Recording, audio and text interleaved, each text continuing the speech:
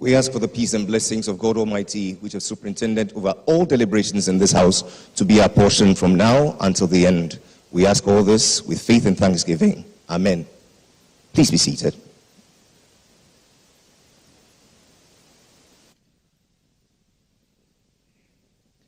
And now for our opening acts, a poet, activist, and a firm believer in the promise of a united and empowered Africa. I give to you the director, Breaking Books Pty Limited, Miss Lebogang Mashile. Thank you.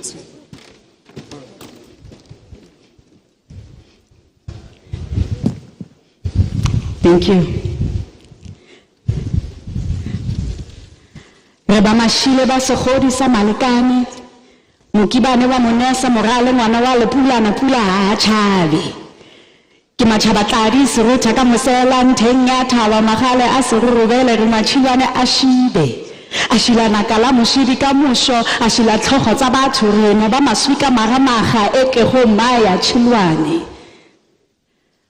What is my place in the world as an African? It is everywhere humanity has ever traveled.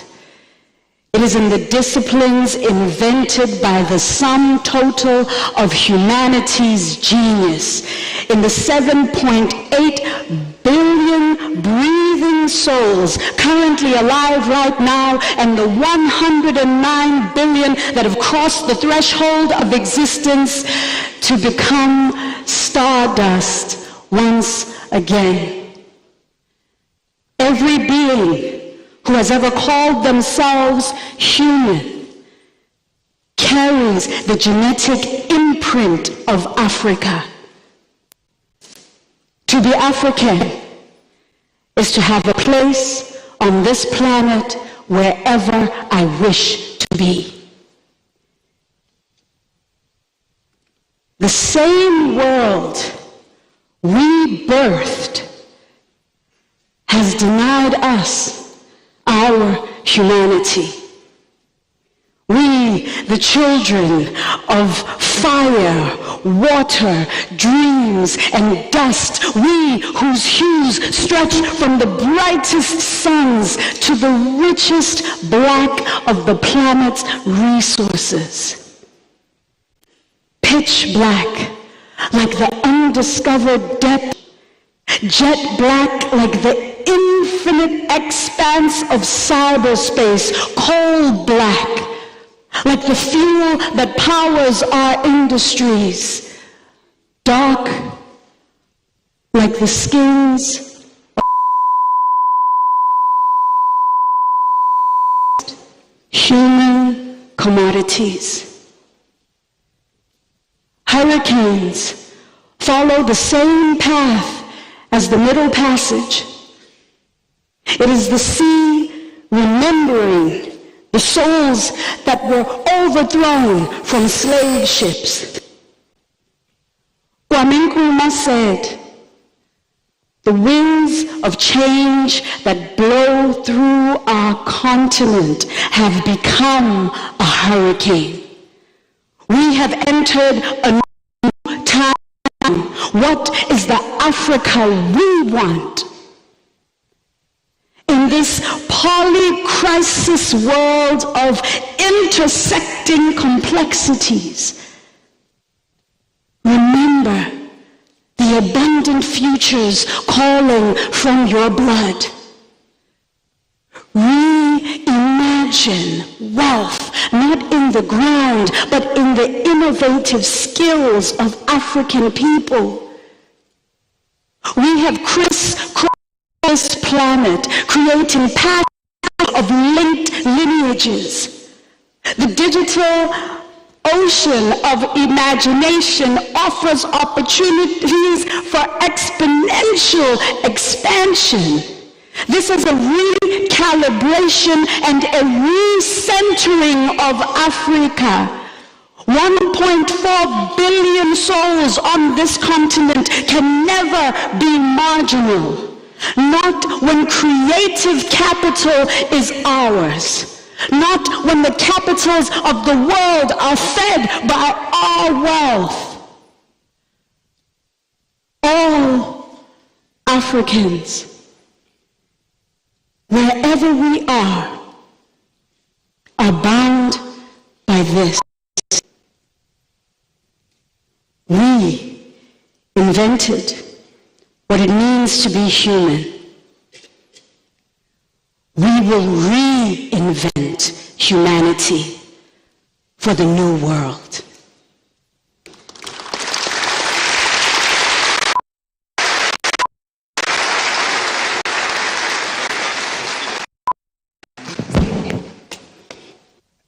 And now, Excellency, ladies and gentlemen,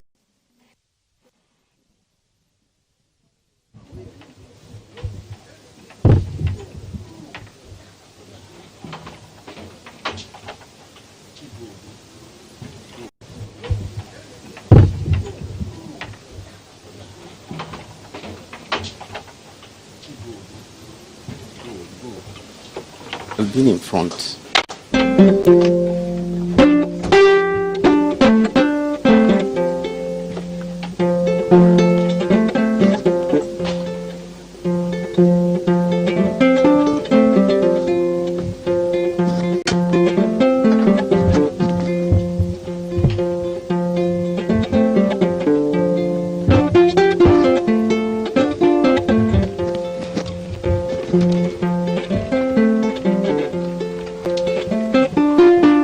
It is I, General Sagamandi, who speaks, commander of the indomitable forces of our great sovereign, leading a battalion of 30,000 soldiers, with an entourage of 25,000 servants, 5,000 officials, clerics, and royals across the empire, all of whom serve at the pleasure of our great Mansa, and are delighted to accompany him on this great Hajj. Today, we hoist high the flag of Mandin across the desert sea into the Holy Land. Today, we shine the golden glory of the Madinka upon the world that has never been seen and will never be seen again. It is the golden caravan of the great Mansour of all time, and of all time stands in readiness for this extraordinary journey from Niamey into Mecca. Let the drums announce the royal procession.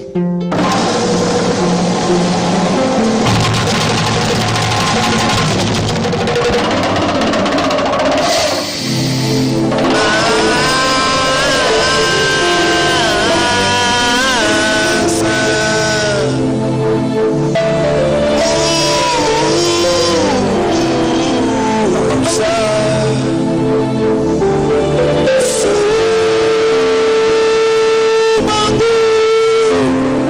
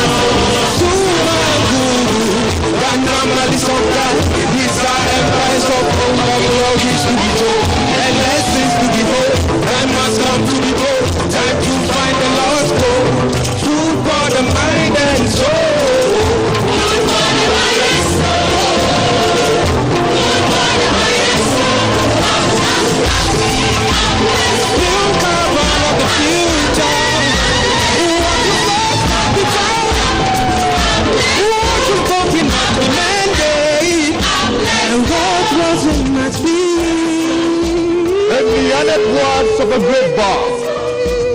There are kings and there are kings.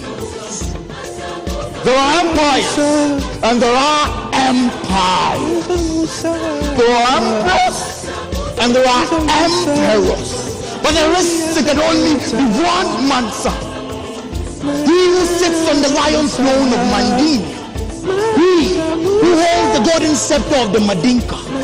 Conqueror of the Nata. Lord of the mines of Wangara and Tangaza. Custodian of the bowl of Marijata. Let the world behold in all his ordained glory. Mansa, Cancun, Musa.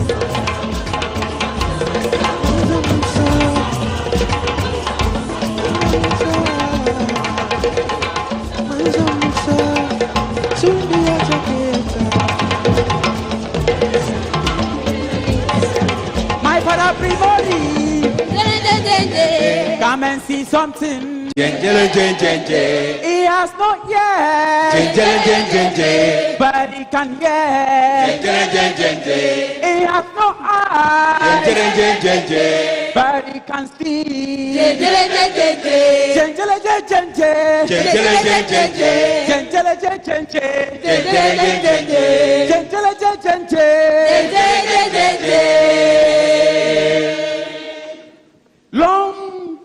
Long time ago, there was a king, an emperor, a monster who once ruled these lands. He was mighty, he was powerful, he was wealthy, and he was healthy. He was wise, kind, true, and he just.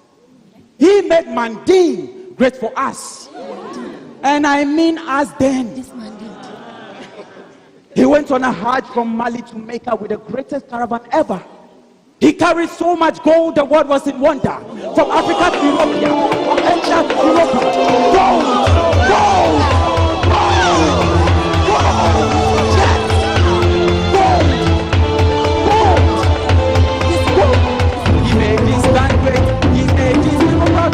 No magic and schools, libraries and palaces of man. No learning and a man, no great art with great love was people who live well and happy. His master. Musa, the king of gold, the king of gold, his master. Musa, the king of gold, the king of gold. Wait. If he was so rich and powerful as he claimed, how come we, his people, are so poor and powerless? Yes, if he was so strong and mighty, how come we, his descendants, are so meek and weak? Yes. Where is the glory? What is the glory? Where is the gold? Where is the gold? Where is the glory? What is the story? Where is the gold? Where is the gold? Where is the glory? What is the glory? Where is the gold? Where is the gold? glory? What is the story? Where is the gold? Where is the gold? Where is the glory? What is the story? Where is the gold? Where is the gold?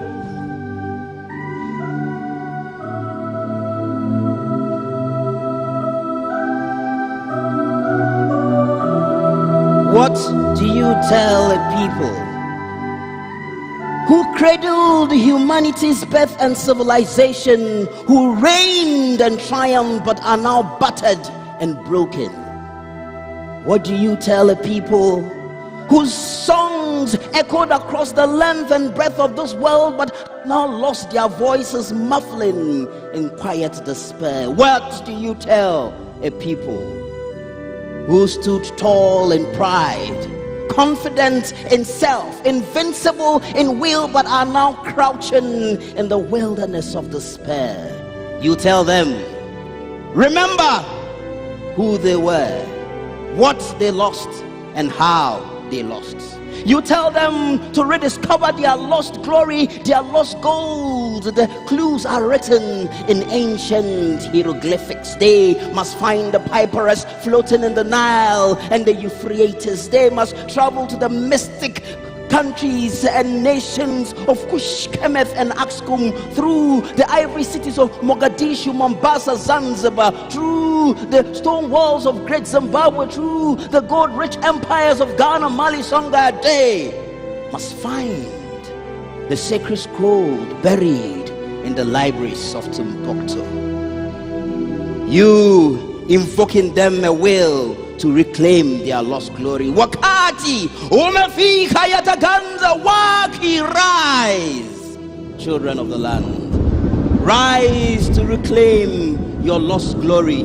Oh, you who have given so much of yourself to the world, you who have had so much of yourself taken by the world, but you who still have so much of yourself to remain and to give. And so rise to rebuild your people, to rebuild your nations, to rebuild your continent. What do you tell the leaders? Don't fail. So many lessons to learn from, so much glory to be inspired by. Don't fail.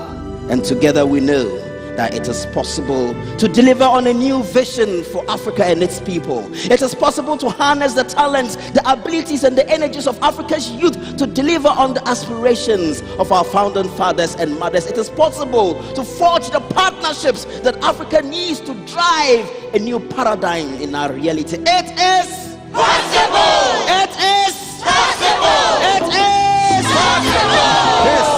This is the mantra world. Of glories to be told and lessons to behold. Time has come to be bold. Time to find the lost gold. Food for the mind and soul. Food for the mind and soul. New caravan of the future. What was lost must be found. What was broken must be made. And what wasn't must be.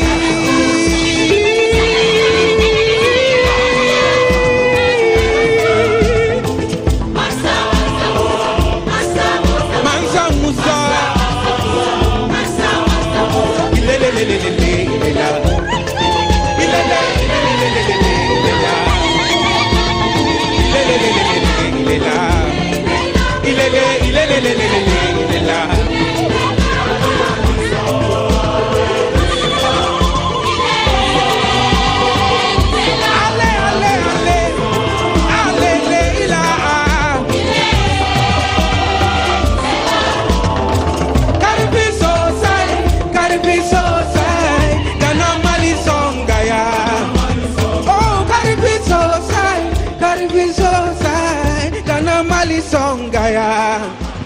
Mansa, hey, Suman, Sundiata, Karifi, so say. And now, Excellencies, ladies and gentlemen, the African of the century, Osajefo, Dr. Kwame Nkrumah.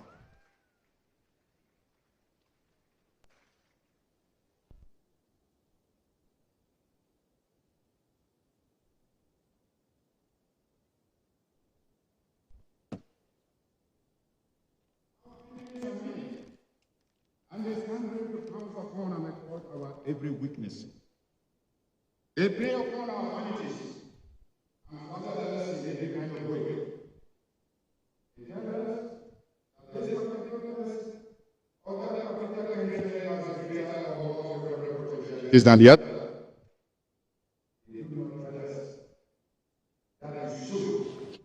Unite, that we are all as good as we are able to make ourselves once we are free. We want, therefore, to develop our own community and an African personality.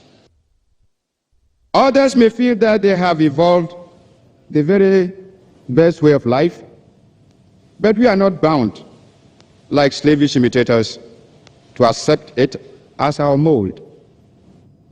If we find the methods used by others are suitable to our social environment, we shall adopt or adapt them. If we find them unsuitable, we shall reject them. This mid-20th century is Africa's. This decade is the decade of African independence. Forward then to independence. To independence now. Tomorrow, the United States of Africa.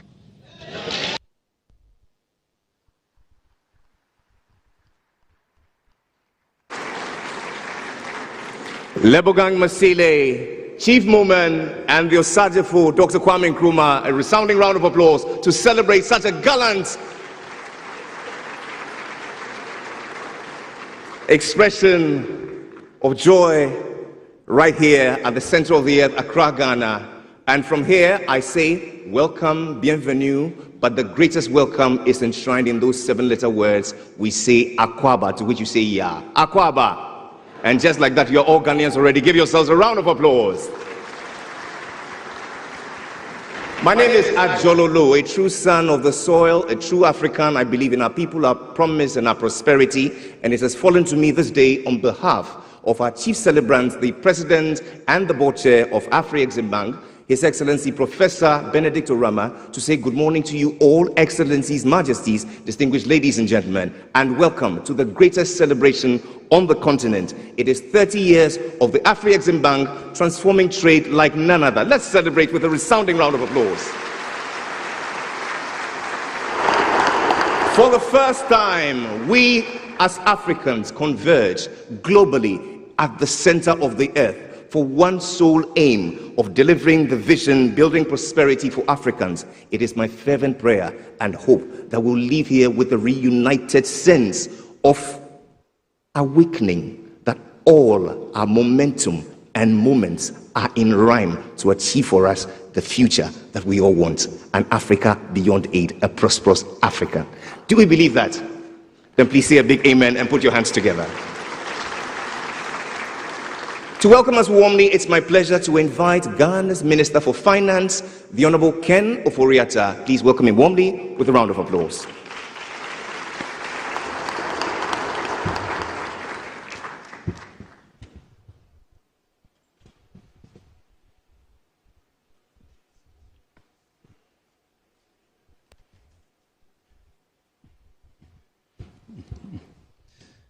Good morning.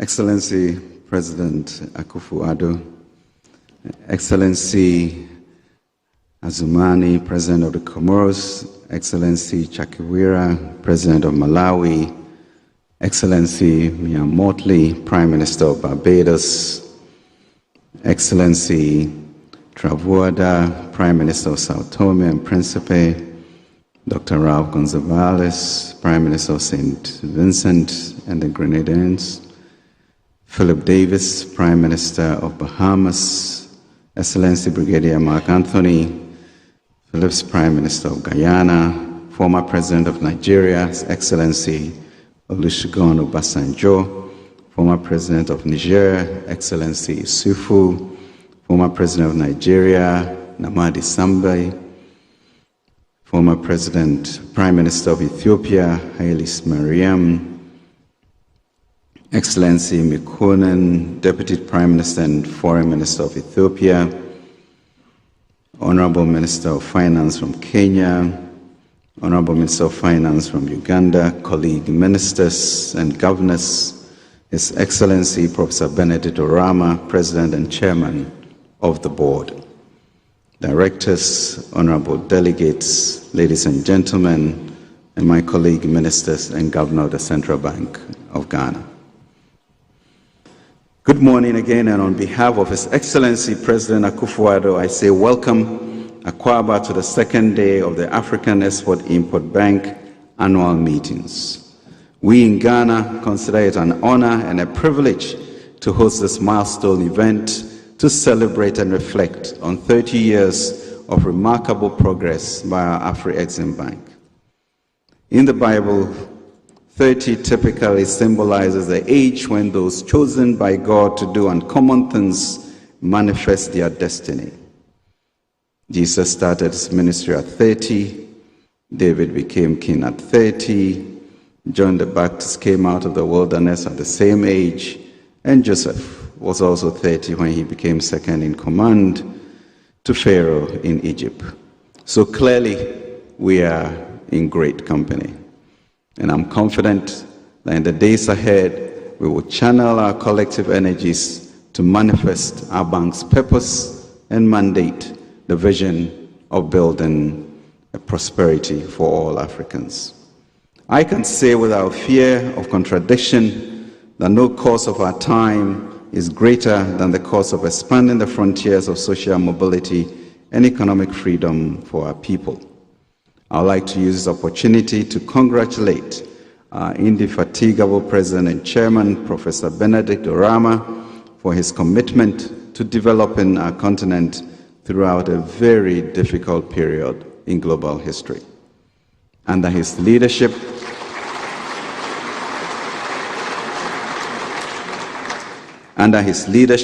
Afreximbank disbursed over $7 billion to assist African economies in addressing the health and economic impacts of the pandemic.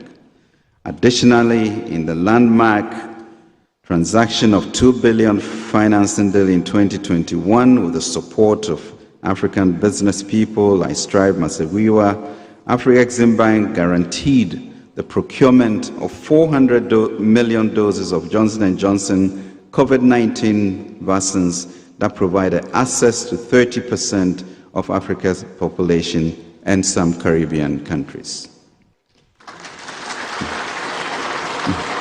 Our aspirations must be to build on a deeper sense of shared responsibility and ensure our institutions are supported enough to crowd in trillions of dollars worth of financing into Africa. Indeed, with a mandate that combines social, economic, financial, and environmental goals under the guidance of Professor Orama, we can contribute an incredible amount of work toward our collective goal of achieving a prosperous Africa within the next 30 years of the bank's existence. In 1961, Korea's GDP was $82 per capita, and 60 years later, 2022, it was 33,400. We have 30 years to eclipse this achievement for our 1.3 billion people. In essence, our ambition must be to ensure that we position our bank as a bridge extending forward so that our people can walk across a place where they have a better sense of agency about the course of their lives. Ladies and gentlemen, as we contemplate the effects of the recent polycrisis and deliberate on the future of our Exim Bank, it is increasingly clear that now is the moment of fierce urgency to deliver on our bank's vision of building prosperity and improving the fortunes of 1.4 billion lives on our continent. A continent that by 2050 will have a quarter of the world's population, some 800 million youth, and hopefully a 16 trillion economy as AFCFTA foresees. Setbacks will be inevitable on this journey. Yes, as anyone who has ever tried to change anything will tell you, it is difficult, not the easy. It is the difficult, not the easy, that imbues our souls with the kind of success that sustains. In the works of Dr. Kwame Nkrumah, let me quote, "The task ahead is great indeed, and heavy is the responsibility. And yet it is a noble and glorious challenge, a challenge which calls for the courage to dream, the courage to believe, the courage to dare, the courage to do, the courage to envision, the courage to fight, the courage to work, the courage to achieve. Dare we ask for more at this auspicious time. We must reinstate our common humanity on the global platform. I would like to thank you again for your ascension and welcome you to this great country of political, economic, and spiritual emancipation. God bless Africa to achieve the Africa we want, the Africa beyond aid. We shall recover, we shall restore, we shall revive, we shall get back our place of pride. Thank you and welcome to Ghana.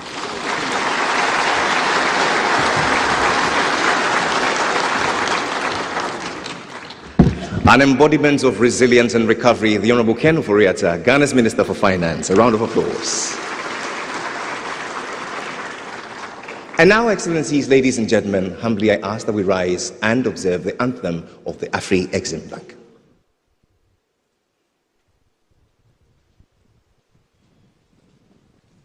From within the shores of the motherland and far beyond, with dignity we rise and we build a bridge for all.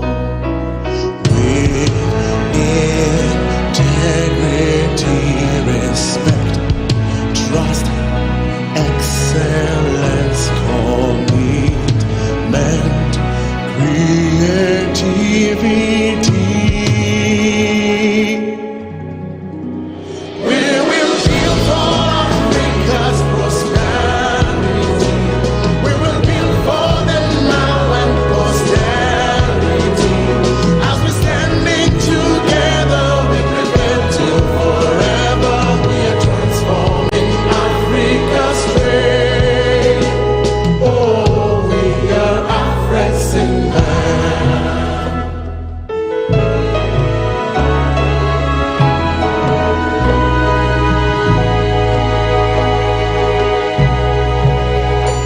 From within the shores of the fatherland and far beyond, our voices we raise as we sing our victory song. With integrity, respect, trust, excellence, commitment, creativity. We will build for Africa's prosperity. We will build for the now and posterity. As we're standing together, we prepare to forever.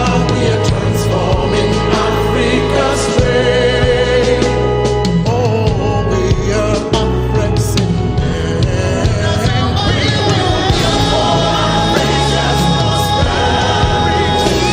We will build for the now and posterity. As we're standing together, we prepare to forever. We are transforming Africa's race. Oh, we are Afreximbank. Oh, yeah, my way, salam. Oh, yeah, my way. Please be seated. Making a difference for 30 years and counting. Ladies and gentlemen, please lend your attention to the screen.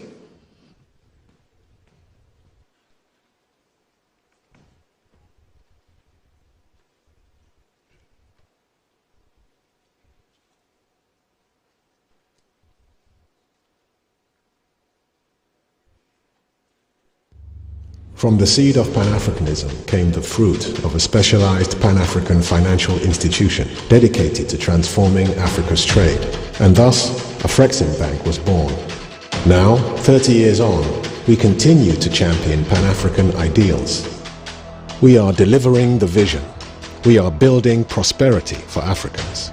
We have taken inspiration from the action plan of the Organization of African Unity at its inception in 1963 to deliver a Pan-African payment and clearing union, to ease the movement of Africa's goods and services across borders, and to use Pan-African trade fairs to promote Africa's products and services across the continent and worldwide. We have constantly lived a Pan-African dream, standing by and with Africans in good and bad times, in times of strife and in times of crises, from pandemics to commodity prices shocks, from climate crisis to financial turmoil, in times of war and in eras of boom. And today we are a stalwart supporter of the African Continental Free Trade Agreement. We have proved the naysayers wrong by building a preeminent export-import bank on the continent of Africa, by constantly innovating to diversify and accelerate Africa's trade, becoming a bridge that reconnects brothers and sisters in Africa, the Caribbean, and with Africa's diaspora, leveraging innovation and creativity to overcome challenges and create opportunities. We recognize the critical importance of industrialization to Africa's economic transformation. We are building pathways and infrastructure to drive export development and help transition away from commodity dependence. We are devising new ways to access our markets, build supply chains, and provide trade and investment information to unlock growth opportunities. And now, in 2023, we are proud to come together to celebrate our commitment to Africa, to help empower its development in the spirit of Pan-Africanism. We remain steadfast in our dedication to excellence. Truly, we are delivering the vision to transform Africa's trade. Truly, for today and tomorrow, we are building prosperity for Africans. Delivering the vision, building prosperity for Africans. Telling the full story is a man loved by many and respected by all. I give to you the true storyteller, the President and Chair of the Board of Directors, Afreximbank, yours and mine, His Excellency, Professor Benedict Orama.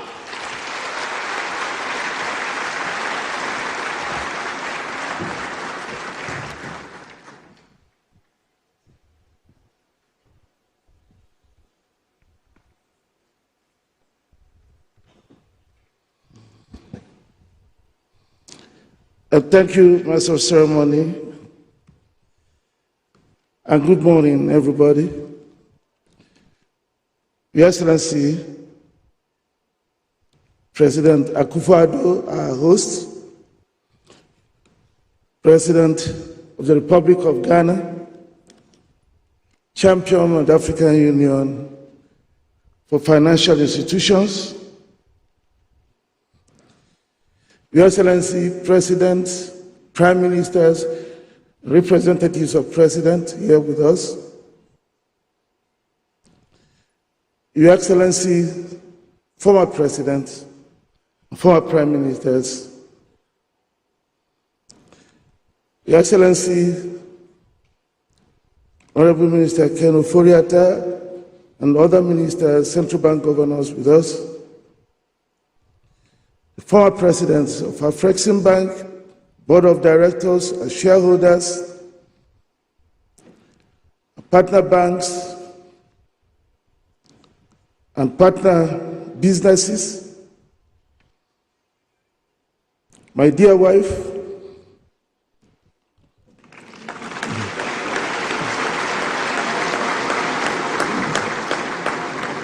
and distinguished ladies and gentlemen. On that sunny day of October 27, 1993,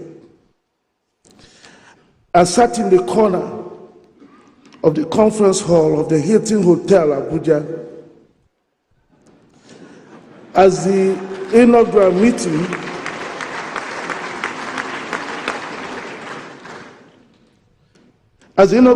of shareholders of Afreximbank proceeded. There was a notable air of optimism and accomplishment. While the birth of Afreximbank ushered in a new era of Africans rising to take their destiny in their hands, many at the meeting knew that the journey to that destiny would be long and arduous. So critical was the task before the young institution that the late Dr. Babakar Ndiaye, the then president of African Development Bank, who championed the Afreximbank project, said, and I quote, "It is now increasingly clear that democracy in Africa is not sustainable if it is not accompanied by economic development. That economic growth is impossible without an improvement in Africa's trade, and that an expansion in Africa's trade, especially exports, cannot occur without well-capitalized, commercially run, efficient, and profitable trade finance institutions." That statement was a clear acknowledgement that the event of that day will be pivotal to the future of Africa. 30 years on, the jury is in, and there could be no better place to celebrate our collective achievements than the birthplace of the champion of Pan-Africanism, the late Osagyefo Dr. Kwame Nkrumah.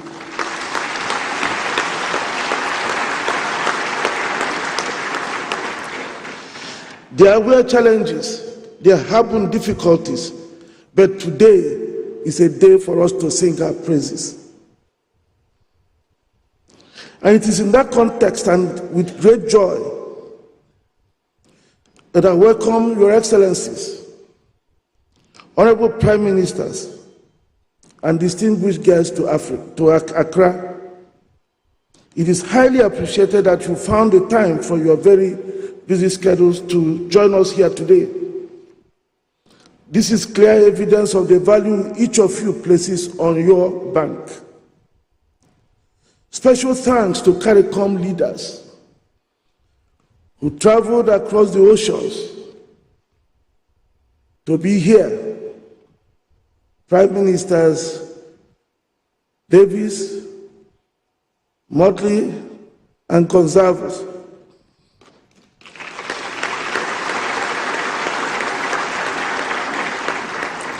This is an indication that we are finally determined to have one homeland, to redraw the map of the world, to unveil a new continent, the Afro-Caribbean continent.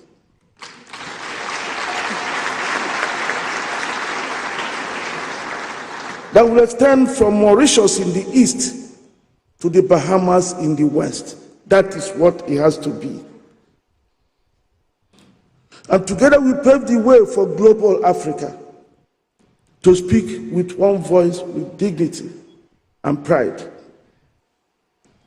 On this auspicious occasion, we pay special tribute to late Dr. Kwame Nkrumah, the pioneer president of Ghana, whose ideals and vision are as relevant today as they were when he first espoused them decades ago. We celebrate a man whose convictions form the plank on which Afreximbank stands.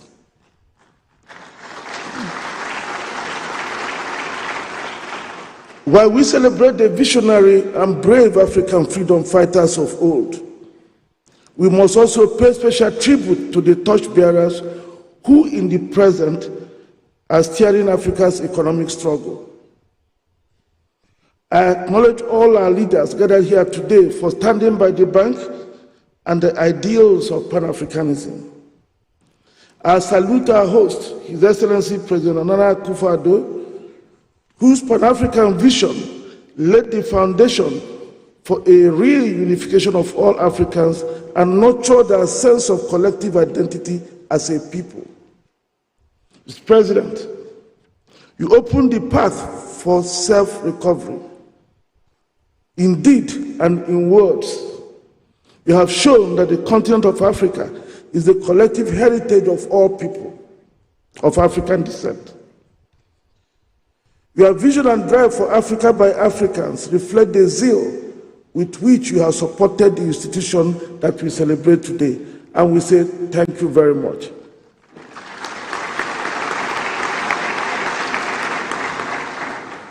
Your Excellencies, Honorable Prime Ministers, distinguished ladies and gentlemen, today we celebrate the wisdom of having our own institutions that understand us, think like us, and therefore can stand with and by us in good and bad times. The history of Afreximbank is a clear proof that we can only develop in the direction we choose by having well-resourced and professionally run institutions that we own and control.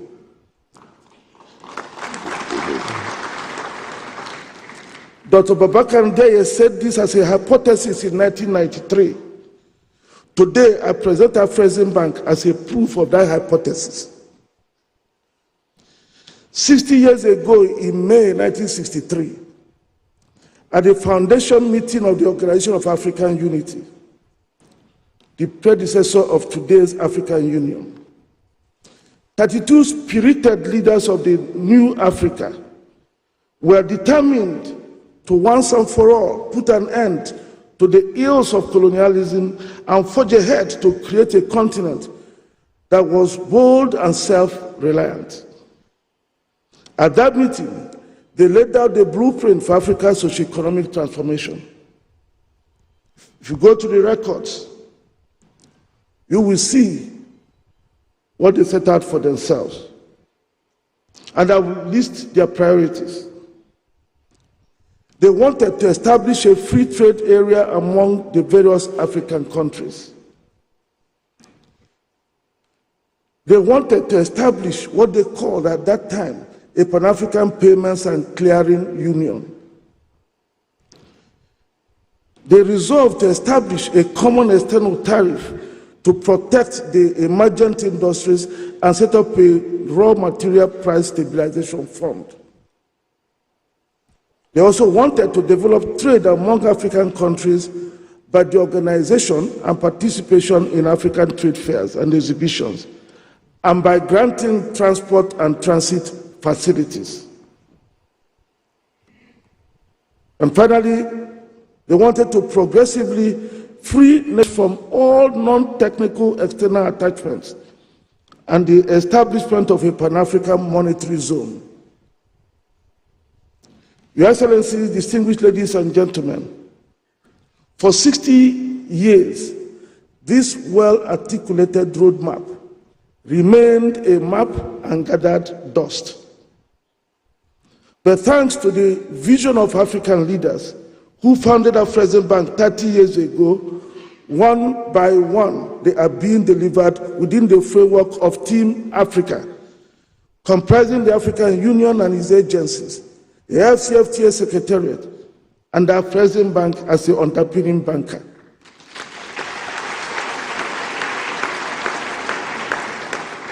So today, the Pan-African Payment and Settlement System is up and running, which will save the continent $5 billion in intra-African transfer charges. It will also expedite and enable payments for intra-African trade in African currencies. It is now possible for a Gambian to buy Nigerian urea fertilizers using Gambian dalasi to purchase naira. For a young Ghanaian to pay for holidays in Seychelles using Ghanaian cedi.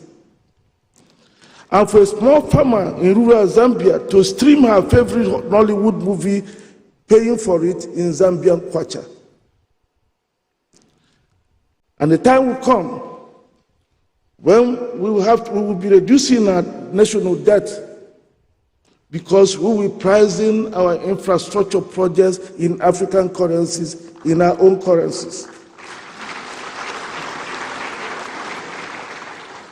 And And the real importance of PAPS was captured recently by His Excellency William Ruto, President of Kenya. Take a listen.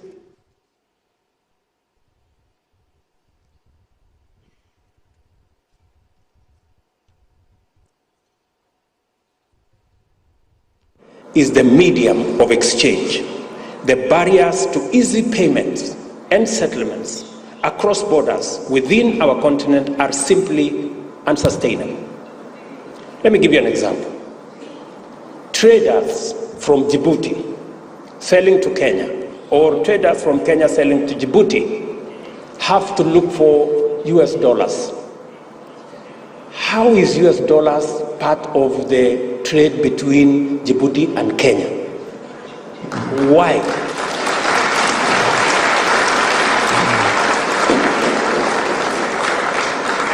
And we are saying that today, Afreximbank have given us a mechanism where traders in our continent can trade in their goods and services, and the Afreximbank will settle payments in local currency.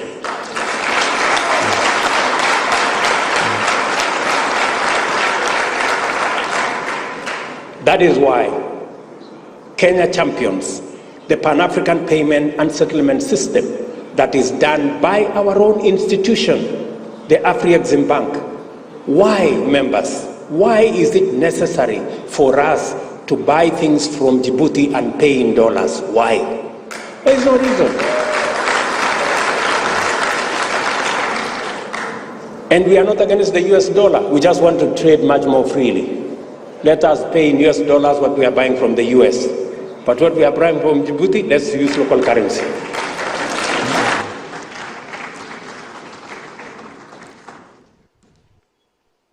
So very soon, distinguished ladies and gentlemen, we will be able to domesticate all intra-African payments and extend the same to the CARICOM, where just a few days ago,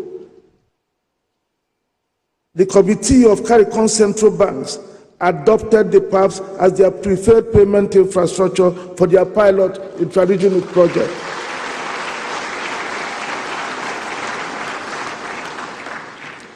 By this singular move, we are one step closer to a full integration of African and CARICOM economies, the PAPS becoming the instrument for bringing our economies together. Payment is about everything. And with PAPS, every African currency will become convertible within Africa. And every CARICOM currency will also become convertible, even in Africa. Afreximbank backs the clearing and settlement with an amount of $3 billion. With this level of financial commitment,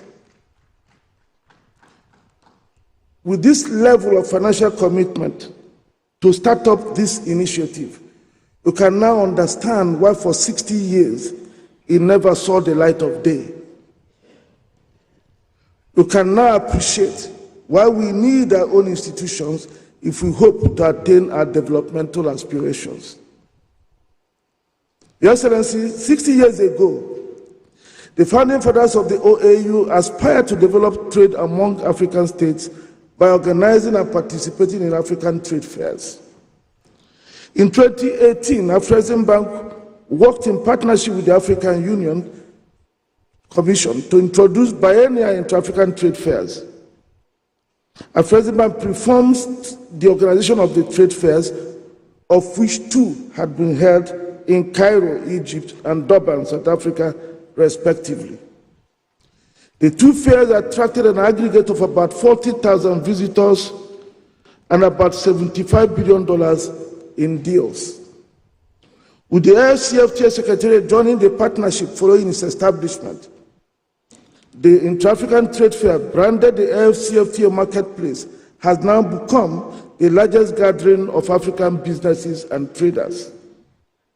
The 3rd edition will hold during the 9th to 15th November 2023 in Cairo. While we look forward to your participation and support, may I remind us again that this is being made possible because we have an Afreximbank that backs it financially.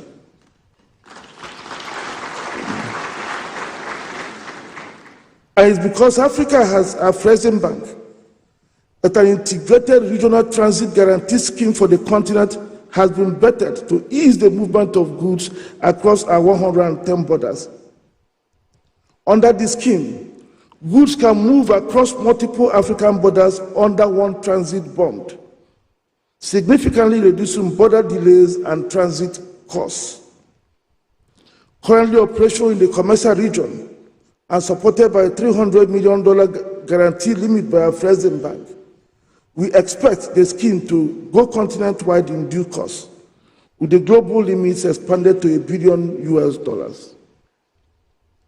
Distinguished ladies and gentlemen, we are now closer to a truck transporting goods from Cape to Cairo, doing so seamlessly under one transit bond and not stopping anywhere because of transit issues. And thanks to the determination of our leaders and their collective efforts, the African Continental Free Trade Agreement was signed in 2018 and came into force a year later, fulfilling another key aspiration of the continent's founding leaders. To make the agreement work for Africa, a financial backbone was necessary. That is why the Secretary General of the AFCFTA Secretariat, a dear brother, His Excellency Mr. Wankelemene, says often that Afreximbank and the AFCFTA Secretariat are Siamese twins. I dare say that it is Afreximbank's existence that will give the AFCFTA the best chance of success. Apart from the PAPs, the Transit Guarantee Scheme, and the Intra-African Trade Fair, Afreximbank is doing much more to support the AFCFTA implementation. For instance, to deal with the considerable intra-African trade finance gap, Afreximbank disbursed over $20 billion in 5 years to 2021 and projects to double this to $40 billion in the 5 years to 2026 to support intra-African trade. It is Afreximbank that arranged the $2.9 billion bundle of credit and guarantees that made it possible for Egyptian contractors to begin executing the largest intra-African construction contract for a dam in Tanzania. It was Afreximbank that supported with hundreds of millions of dollars phosphate fertilizer imports from Morocco to Nigeria and Ethiopia. Without an Afreximbank, it would have been harder for Vista Bank in Burkina Faso to complete the acquisition of some BNP subsidiaries in West Africa. Afreximbank and the AFCFTA Secretariat have established the AFCFTA Adjustment Fund intended to, among others, compensate eligible countries for tariff revenue losses arising from the new trade regime that the AFCFTA presents. The fund will also support the private sector to adjust in an orderly manner to the new arrangement. The headquarters of the $10 billion fund is in Kigali, Rwanda. Afreximbank has been mandated as a fund manager by the African Union Summit. And Afreximbank has committed to contribute $1 billion with $10 million available in the form of grant funding. We are committed to the adjustment fund because we believe that without it, some AFCFTA participating states may find it difficult to open their borders for trade under the agreement. We're also working with the African Regional Standards Organization to harmonize trade standards across Africa. Using Afreximbank grant funding, over 155 standards have been harmonized, covering priority areas of automobile, medical equipment, and pharmaceuticals, while work on textiles is ongoing. We thank Islamic Bank Group, Islamic Development Bank Group, and Badia for supporting us in providing the grant funding. We also recognize that setting standards is one thing, but having the infrastructure to implement them is another. So working with Bureau Veritas of France, we are building testing, inspection, and certification centers across Africa under the brand name Africa Quality Assurance Centers. The first project has been completed in West Africa, and others are underway in North and East Africa. In the next 4 years, we expect Africa Quality Assurance Centers to be dotted all over the continent, so that we can then begin to trade amongst ourselves with no problem with the non-tariff barrier that standards presents. We also recognize the value of digital technology in vaulting the 110 borders that divide the continent. I have therefore developed a digital ecosystem we have branded the Africa Trade Gateway. The gateway provides a centralized intra-African trade and the use of artificial intelligence to predict supply chains, offering customer due diligence services as well as information on trade, banking, and investment regulations. Payments, banking, and e-logistics services are also available on the platform, as well as an e-commerce platform called the Africa Trade Exchange, which is AFCFTA compliant. We expect the platform to be a powerful single window for the conduct of intra-African trade in the very near future. As international banks continue to withdraw from Africa, we've also made significant progress in improving access to letters of credit and other trade services across the entire continent. We have swift communication arrangements with almost 500 of the 600 regulated commercial banks in Africa, making Afreximbank perhaps the bank with the most extensive reach on the continent.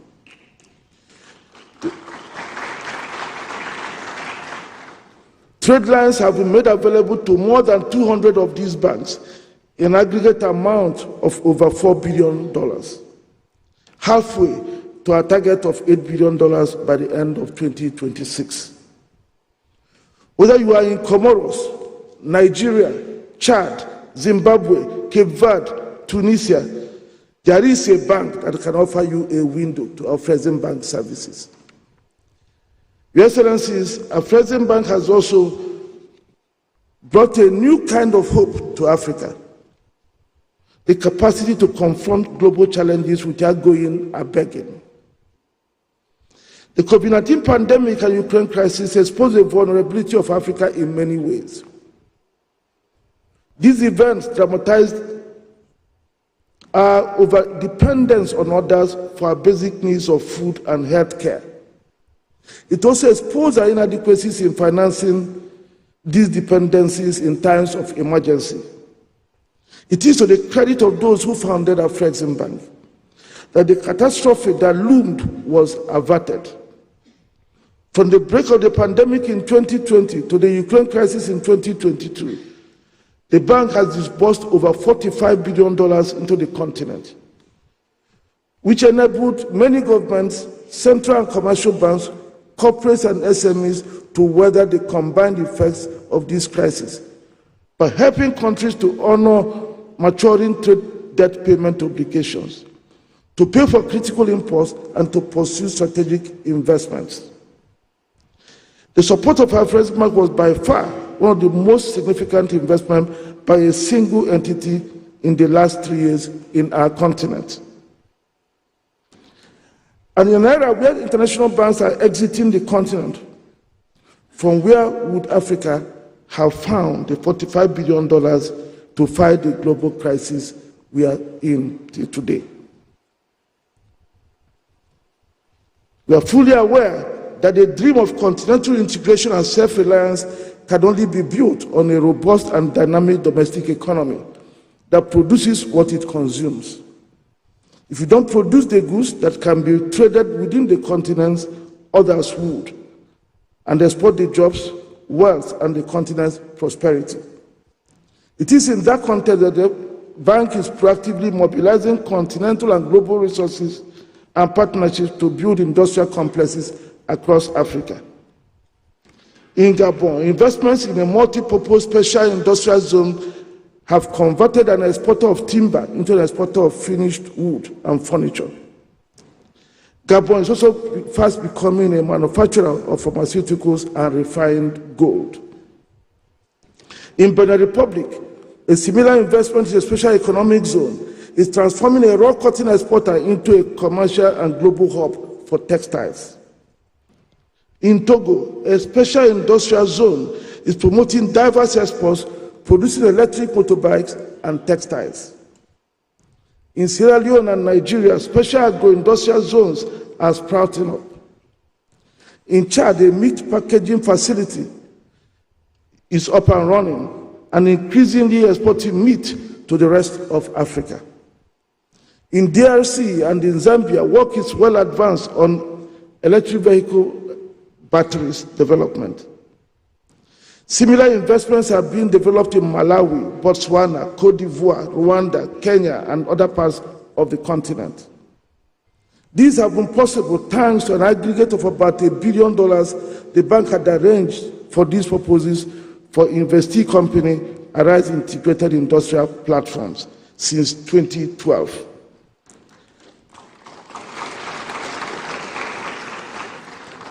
Another $1 billion in investment financing is underway and will be signed today so that we can together achieve our goal of 100,000 square meters of industrial estates in a few years. 100,000 hectares of industrial estate in a few years. I take the opportunity to thank all our partners in this endeavor, especially the Africa Finance Corporation, for their steadfast commitment to the project. Similarly, the Dangote refinery and petrochemical industries, to which Afreximbank is the largest lender, put Africa on the world map for the production of petroleum products, petrochemicals, and ammonia and nitrogen fertilizers. We create at least 135,000 jobs and generate $21 billion in annual export revenues for Nigeria.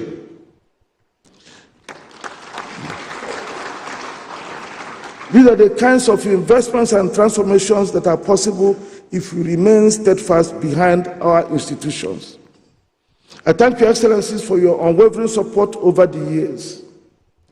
I would like to respectfully remind you that Afreximbank builds its strategy around continental aspirations. We do not plan and then expect our countries to shape their own aspirations around our plans. Afreximbank serves you and believes in you. It's always Africa and Africans first.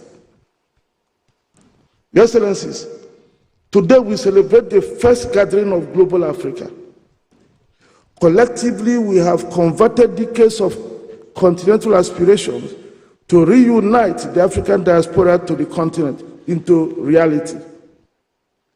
Sitting amongst us here today are prime ministers and officials of both public and private sectors from the Caribbean and the wider Africa diaspora who share in this Pan-African vision.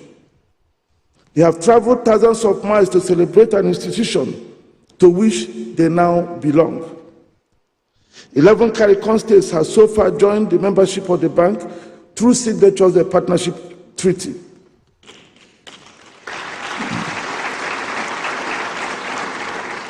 And in a few weeks, we will formally launch the operations of the bank's Caribbean office in Barbados. And we are working together with the CARICOM to create a Caribbean Exim Bank, which will be a subsidiary of African Export-Import Bank. We are connecting African businesses with opportunities in the Caribbean and Caribbean businesses opportunities in Africa. We are working with some African and Caribbean airlines to commence commercial operations between the two regions. An Afreximbank board has approved an amount of $1 billion to support the CARICOM, with plans to double this in the near future, when all CARICOM states sign on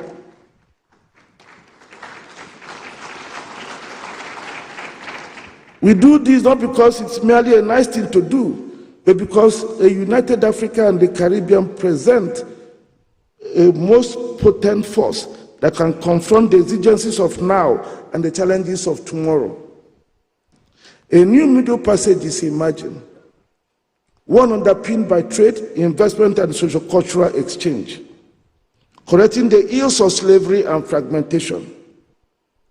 We are supporting African investors to build ports, roads, and power plants in the Caribbean. We are promoting cross-acquisition of banks. Afreximbank is so proud to be home to some interns from Caribbean, and this has been happening since 2021. And we thank the Caribbean leaders here with us for their support in this.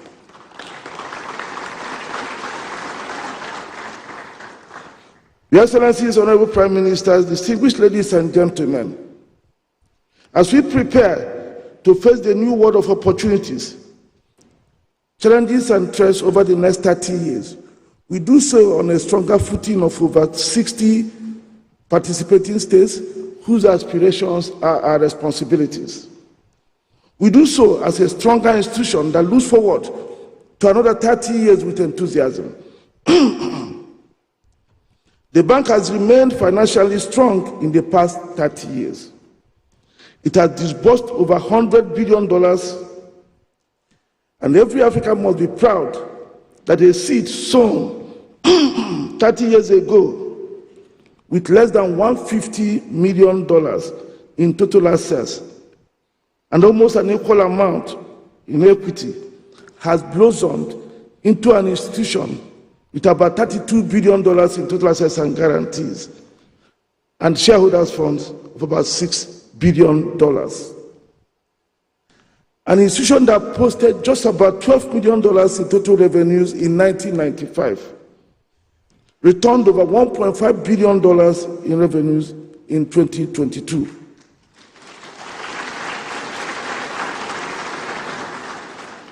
These results are indicative of opportunities in Africa. They prove without doubt that development work can be done profitably. Again, they validate the assumptions of the founding fathers of the bank 30 years ago.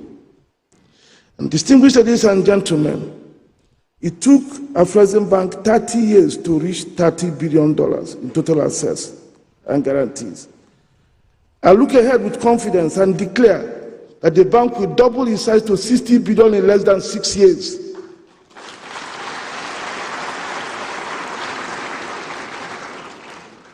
I actually look forward, God willing, to returning for the 40th anniversary of the bank, which will be a $100 billion bank. Thank you.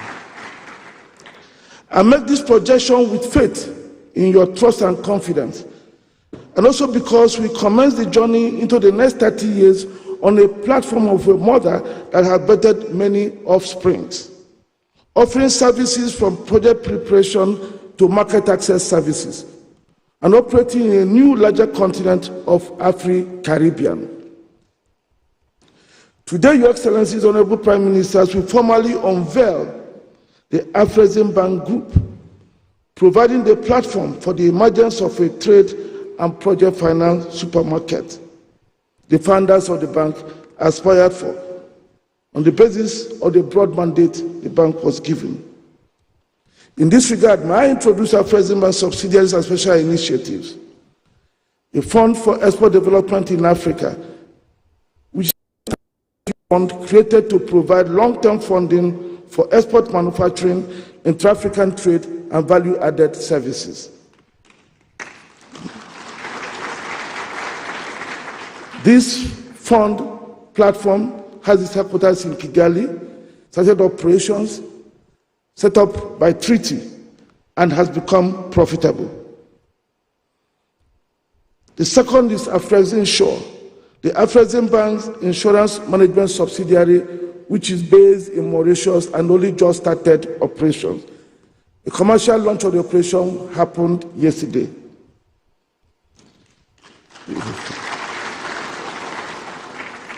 The third is the Pan-African Payment and Settlement System, a payment infrastructure provider that promotes cross-border payments for goods and services in Africa's 42 currencies. The other one is the Afreximbank Customer Due Diligence Repository Platform, which we also call the MANSA platform, that is helping us deal with the challenge of compliance. It is the centralized platform for customer due diligence for the continent as adopted by the Association of African Central Banks. The next is the Afreximbank Project Preparation Fund, which is helping us deal with the funding constraints to the preparation of bankable strategic projects. This fund has since creation just a few years ago been able to develop projects worth just under $4 billion.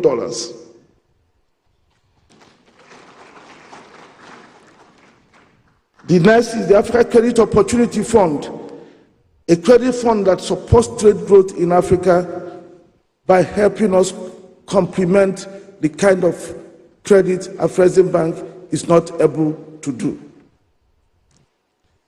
And the next is the African Medical Center of Excellence, a center of excellence we are using to support the infrastructure at the quaternary level. The first project is well underway in Nigeria, being developed with King's College London and Christ Oncology Center in Manchester. And finally, the Africa Quality Assurance Center, to that made in Africa goods meet the required health and safety standards in African and global markets. Before I close, permit me to remind us that although we celebrate 30 years today, the journey to the next 30 years will require that we win the battle against those who are doing everything to weaken African multilateral institutions.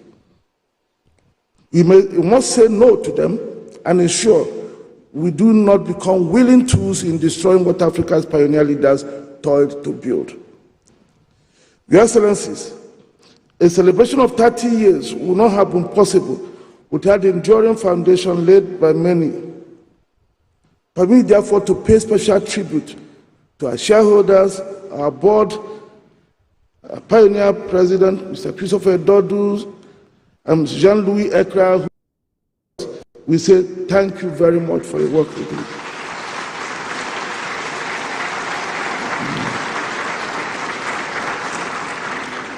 It's also a day like this that we must remember the vision, courage, and hard work of the architect of our Afreximbank project, the late Dr. Babakar Ndiaye. May his soul rest in peace. Also present here are many of the bank's pioneer staff and persons who crafted the foundation documents for the establishment of the bank. While I'm unable to mention your names individually due to time, I do know that your work has been engraved in the history books of the bank, which we are making sure is written and written well. We, the African people, remain indebted to you, including to those who have left this world, especially our former colleagues, Mr. John Washington Otieno and Mr. Philip Kamau. May their souls rest in peace. Special thanks to our partner institutions, partner DFIs both in Africa and abroad, the African Development Bank, AFC, TDB, BUAD, ABID, Africa Trade Insurance Agency, and others, for being strong partners, making it possible that for us to jointly develop what we all believe in. And in a special way, I extend our utmost gratitude once again to His Excellency, President Nana Addo Dankwa Akufo-Addo, his government and the people of Ghana for the warm hospitality and strong partnership with the bank, and particularly for hosting Afreximbank's 30th anniversary celebration. Mr. President, I recall, tried to meet you to broach this idea with you. We couldn't get to meet, and I called you on the phone. You didn't even hesitate to tell me, just go ahead. Thank you very much for your trust and confidence.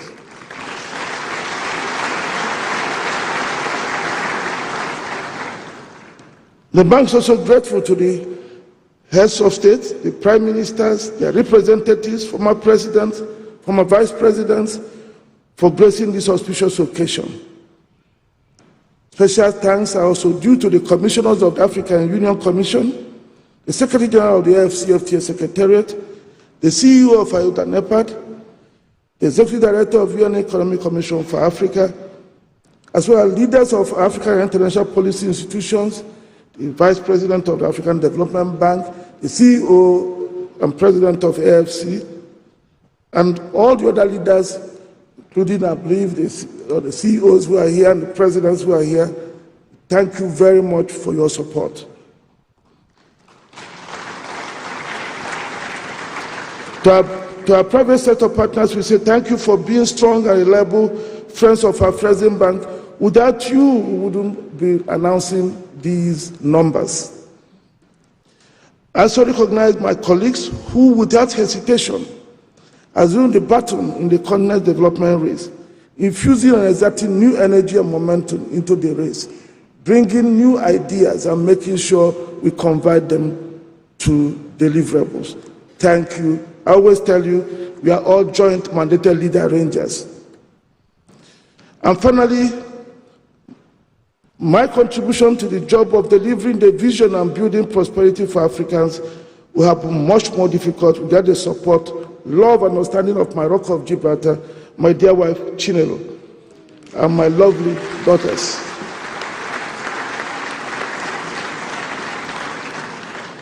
To you all, I say, Medasi, thank you. Thank you for your kind attention. His Excellency Professor Benedict Orama is bold, visionary, ambitious, and a transformational leader. Ladies and gentlemen, he's yours for the applause. 29 outstanding years to the service of the continent, serving at the Afreximbank. We salute you for your life, your work, and your legacy. Please be seated. And if Benna Boy were here, he would say, he don't cast, last, for everybody go to breakfast. How about a spot of music from the Ghana Police Band, and then we hear from the gift of the occasion, the President of our Republic. A round of applause for them.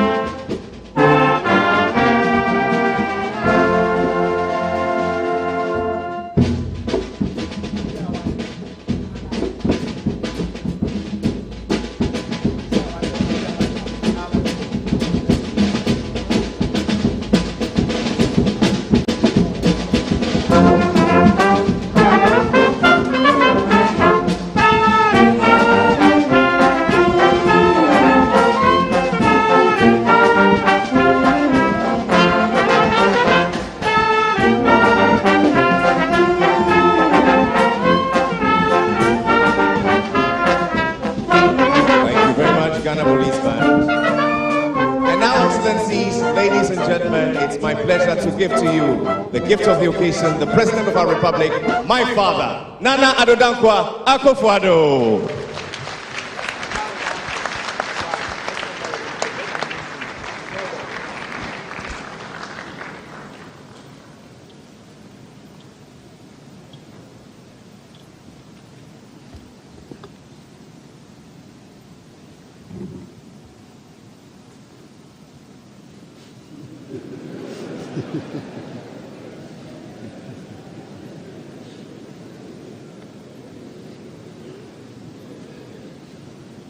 Your Excellencies, dignitaries, the Dean and members of the Diplomatic Corps, fellow Africans, ladies and gentlemen, it is my great pleasure to welcome all of you to Accra, the vibrant capital of Ghana, and to the 30th Annual General Meeting of the African Export-Import Bank, Afreximbank. Akwaba is our word of welcome, especially to those who are visiting our country for the first time. You are amongst the people who pride themselves on their sense of hospitality, and it is my hope that by the end of your visit, you will agree with this claim. This year's edition of the bank's annual meetings is particularly special for us in Ghana, for the bank, and indeed for the continent. In fact, I should say for the world, looking at the amazing audience here with us. Some of you have come from different continents, including from the Caribbean and the Americas, making the 30th annual meeting of the bank a truly intercontinental event, indeed, a veritable global African event. I thank the leadership of the bank, particularly its current president, Professor Benedict Orama, for operationalizing this Pan-Africanist vision. Several countries in the Caribbean have become full members of the bank by signing and ratifying the Partnership and Participation Agreement.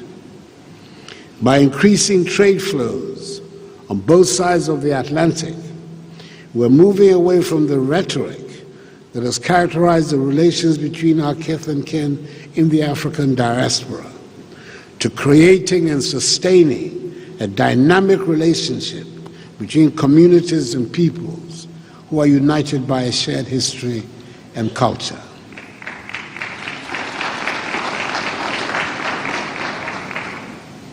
It is very heartening to see so many personalities from the Caribbean crossing the Atlantic to be with us in Accra for this anniversary. This recalls the spirit of the Year of Return that I launched in 2019, which saw hundreds of thousands of the African diaspora family from the Americas and the Caribbean coming back home to Ghana to renew their blood, cultural, and historic ties. One of the most prominent of such returnees was the Prime Minister of the Government of the Republic of Barbados, the Honorable Mia Amor Motley, QC.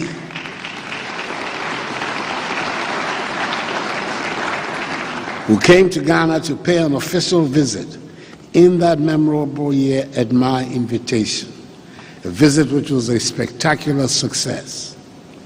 Widely acknowledged as one of the outstanding figures of contemporary Caribbean politics, she is a great champion of the African peoples, and I'm delighted that she has returned to Accra for this conference. Her presence and that of her other colleagues give our gathering a truly global African coloring. We welcome equally heartily one of those colleagues, another prominent Caribbean leader, the Honorable Dr. Ralph Everard Gonzalez, Prime Minister of the Government of St. Vincent and the Grenadines, and another such staunch defender of the African cause to Ghana. We're glad also that the Honorable Philip Davis, Prime Minister of the Government of the beautiful island nation of the Bahamas, and the chair of CARICOM is also here with us.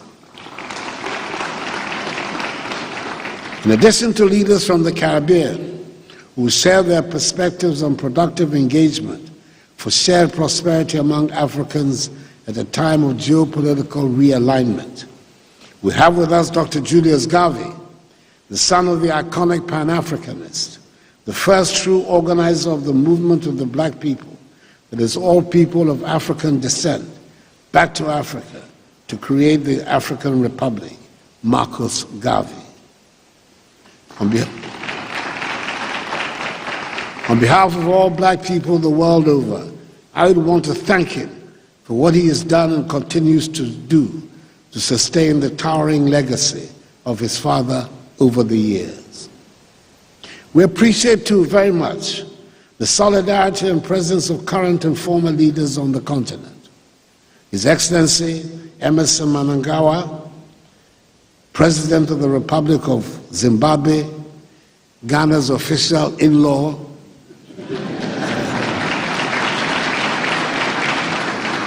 His Excellency Dr. Lazarus Chakwera, President of the Republic of Malawi, His Excellency Dr. Patrice Trovoada, Prime Minister of the Government of the Democratic Republic of Sao Tome and Principe, His Excellency Chief Olusegun Baba,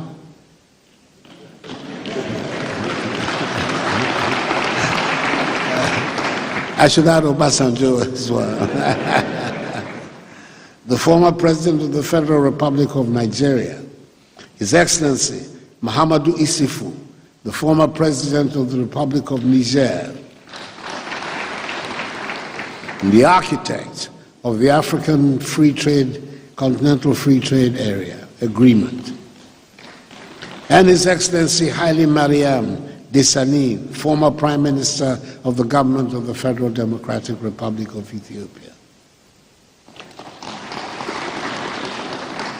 This event is also very special because it is the 30th anniversary celebration of the founding of the bank, whose first financial transaction was a Ghanaian one, the Ghana Cocoa Board transaction, which is now displayed in the bank's corporate museum in Cairo.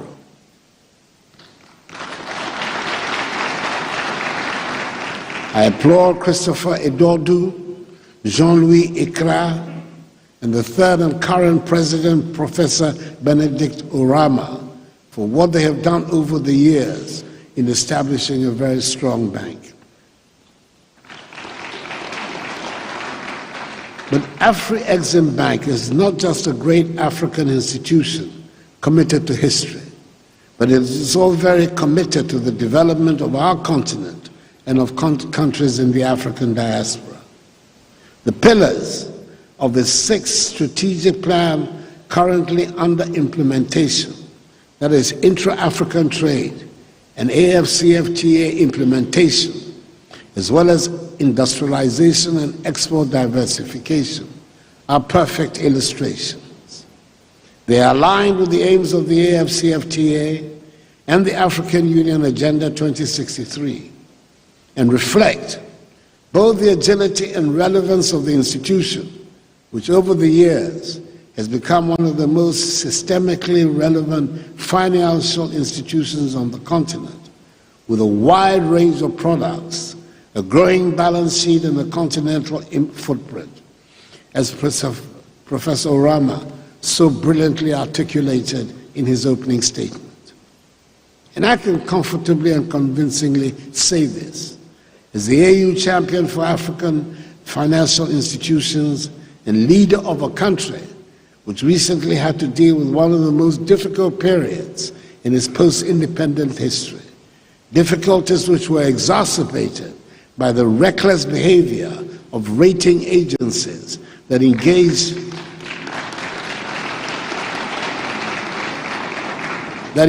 in pro-cyclical downgrades, shutting Ghana out of capital markets and turning a liquidity crisis into a solvency crisis.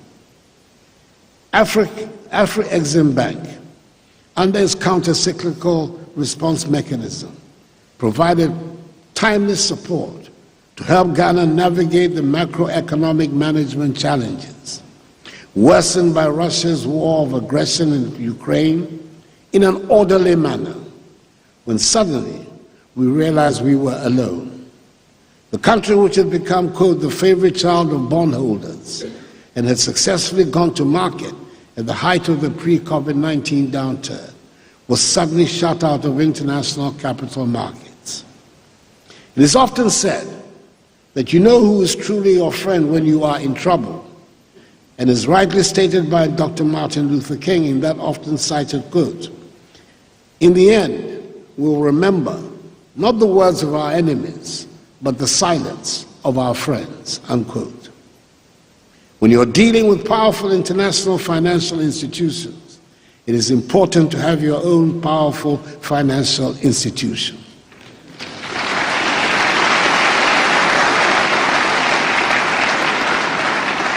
And it is so important and significant that I'm here today, just a few months after that liquidity crisis, hosting the 30th anniversary celebration of Afreximbank.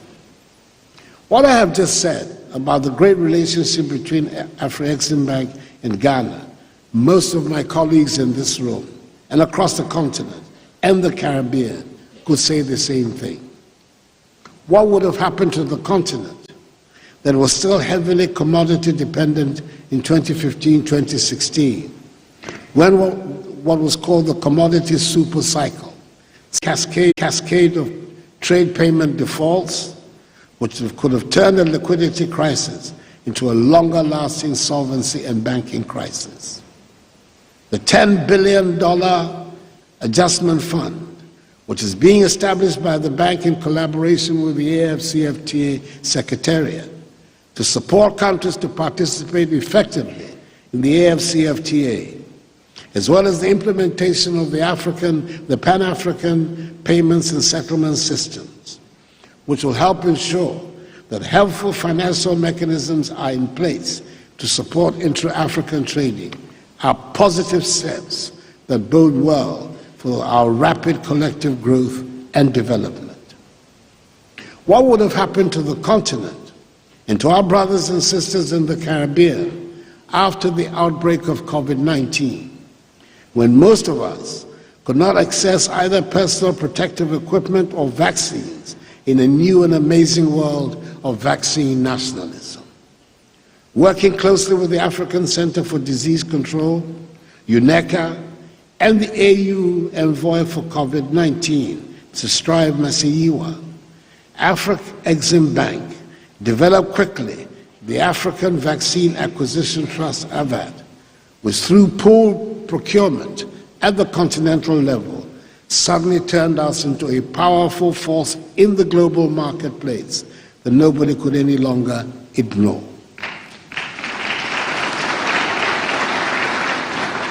More than saving lives, the development and effective operationalization of AVAT was a game-changing moment for the continent, or should I say for the Pan-Africanist revival, as it brought together Africa and the Caribbean in one of the most critical moments of their mutual history, where access to vaccines was the dividing line between life and death.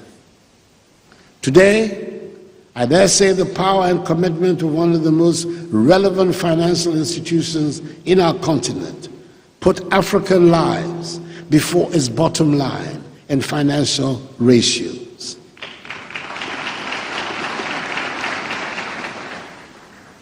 Again, I dare say the ravages of COVID-19, which brought us together in the face of rising vaccine nationalism, made us discover how important Afreximbank was to us as a continent and as a people with the same and common history.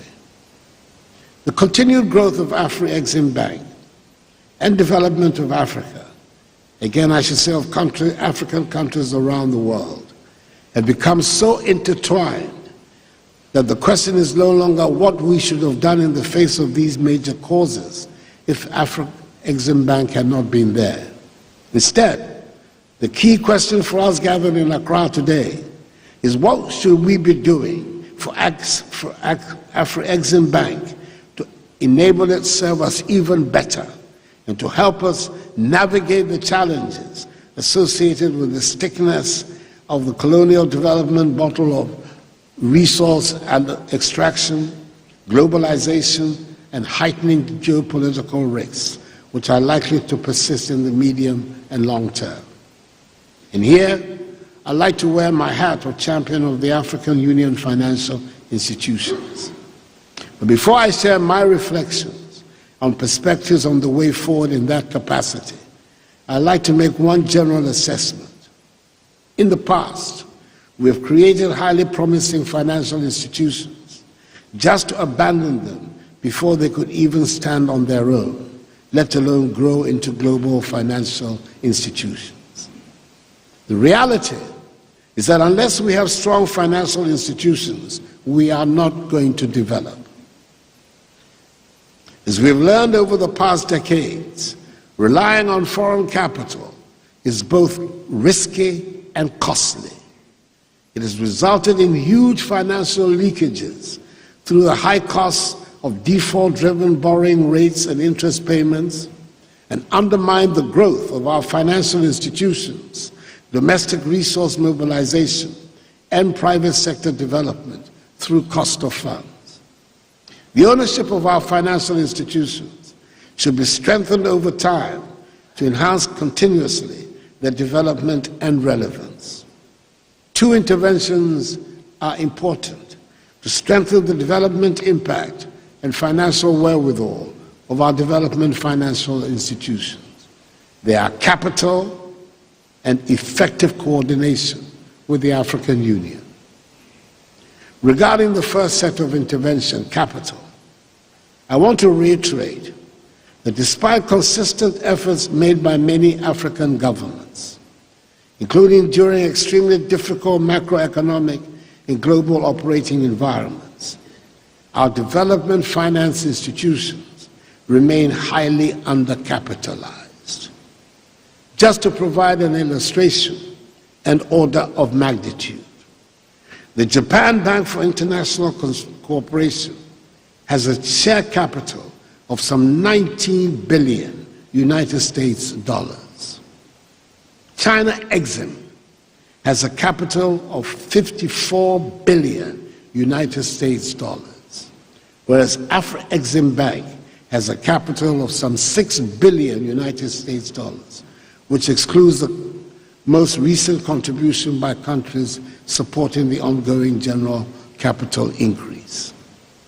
More importantly, we need to evaluate whether this 6 billion capital is sufficient to play that catalytic role of accelerating the creation of the market with a potential combined GDP of some 3.4 trillion United States dollars for our continent. Similarly, I implore the bank's management to work to develop and implement an aggressive strategy to upgrade the bank's current credit rating from BBB to A. This would require continued strengthening of your governance and management structure as well as personnel. I thank the leaders of those countries and encourage those who have not yet contributed to the ongoing general increase to do so. Those who can afford should consider going beyond their allocated shares. The bank has consistently paid dividends to its shareholders over the decades. As governments, our contribution to the capital of the bank is not only a good investment, but also the best way to support the development of our private sector by increasing access to and lowering the cost of funds to sustain private investment and economic growth. I believe that if we were able to gain greater control over the huge earnings that emanate from our extractive sectors and to plug the holes that permit significant outflows of illicit funds from the continent, we would be in a better position to assemble the monies necessary to strengthen the capital of Afreximbank.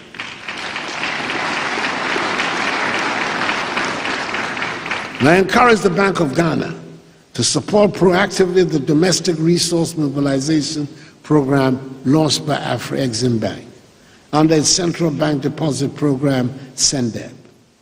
Over the years, CENDEP has enabled Afreximbank to reduce significantly the cost of funds passed on to African sovereign and corporate entities. Regarding the second set of actions, focusing on the level of engagement with our developing financial institutions, it is important to strengthen coordination with these institutions to make sure that they are working consistently for Africa and the African diaspora, supporting their development agenda and implementation of their national development strategies. Sustaining the systemic relevance and development impact of these institutions hinges on better coordination, enhanced accountability. As a champion of the AU financial institutions, I'll be taking this important matter to the Assembly during our next meeting of heads of state and government. In the meantime, I call on the African Union Commission to expedite the process of admitting Afreximbank as a specialized agency of the African Union at the forthcoming July AU Summit.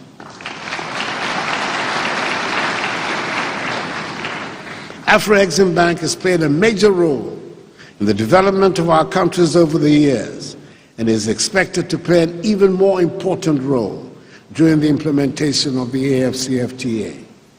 The bank is already a very special agency for our development, and it is time we formalize the process to strengthen further the coordination, enhance its development impact. At the same time, our engagement and commitment to the growth of our development finance institutions should be both consistent and time invariant, and it should not be affected by the global operating environment, considering the benefits of counter-cyclical support provided by these banks, especially Afreximbank, over the years. More generally, as the challenging global environment and heightened macroeconomic management challenges raise the risk of financial and debt crisis, countries should abide by the treaty they have signed.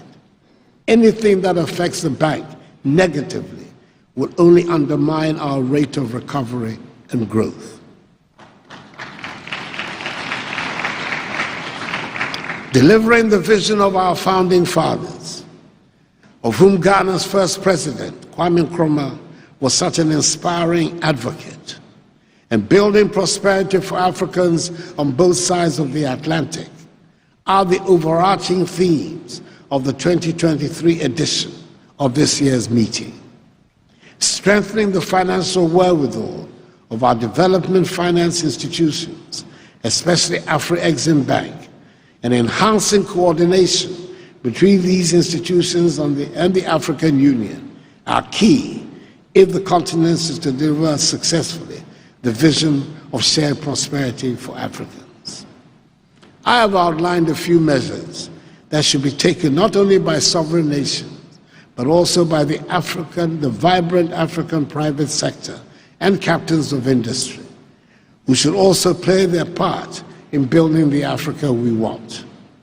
Some are already shareholders of the bank, and I thank them for that.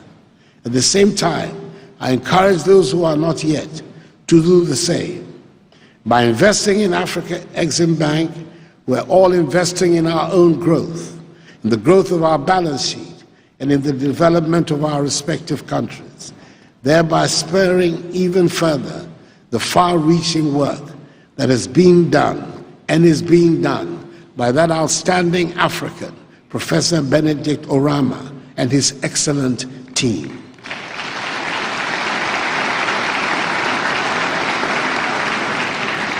I am comforted by the array of expertise available to us. Now more than ever, it has become urgent to take the necessary steps to transition us towards becoming a resilient continent. Africa has to exploit her productive capabilities collectively and build the capacity of our continental development banks in order to realize the Africa we want and an Africa beyond aid. Accordingly, ladies and gentlemen, Your Excellencies, it is with great pleasure that I declare the 2023 edition of the Annual General Meetings of Afreximbank duly open.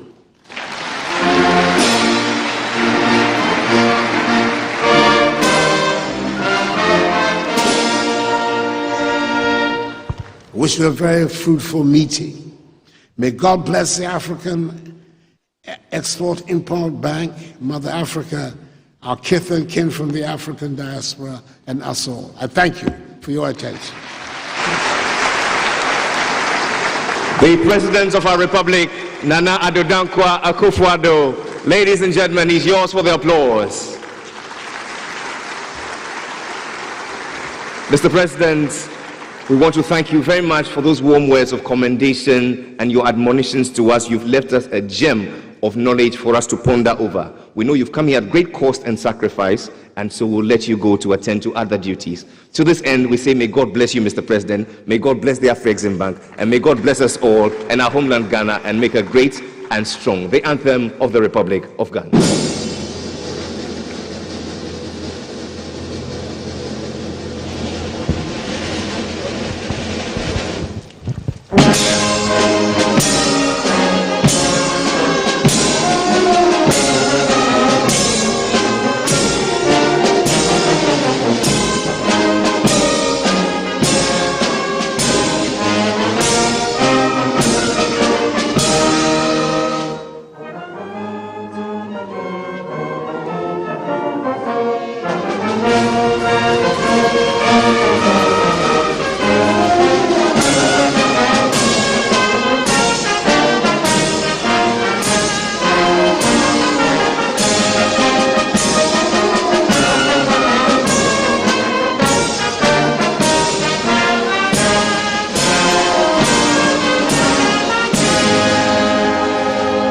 Rest assured, Mr. President, we'll revert with favorable outcomes.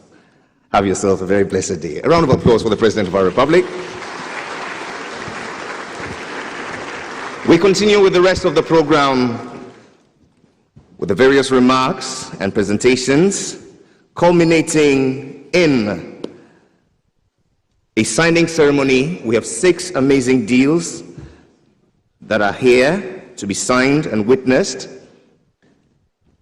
But for now, it is my pleasure to invite to speak to us the Prime Minister of Bahamas and the Chair of CARICOM.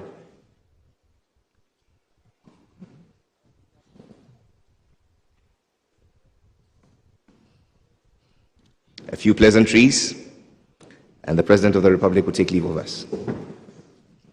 A spot of music, Ghana Police Band.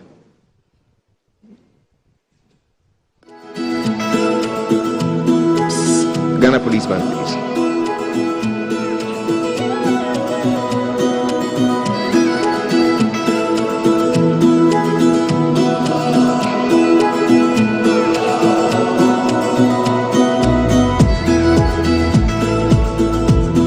Mr. Operator, the Ghana Police Band will play.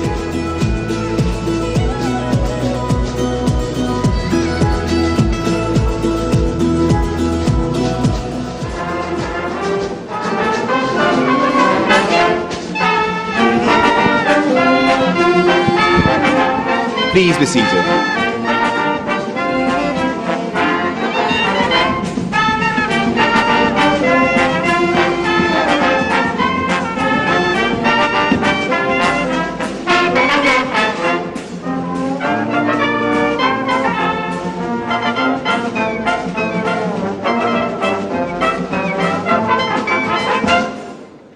Thank you very much, Ghana Police Band. Excellencies, ladies and gentlemen, it's official. The new frontiers of Africa have been expanded from Mauritius in the east all the way to Bahamas in the west. Here to accept the challenge and to spell out what this means for the new Africa, it's my pleasure to invite the Prime Minister of Barbados, Bahamas, and the Chair of CARICOM. Make welcome the Right Honorable Philip Davis.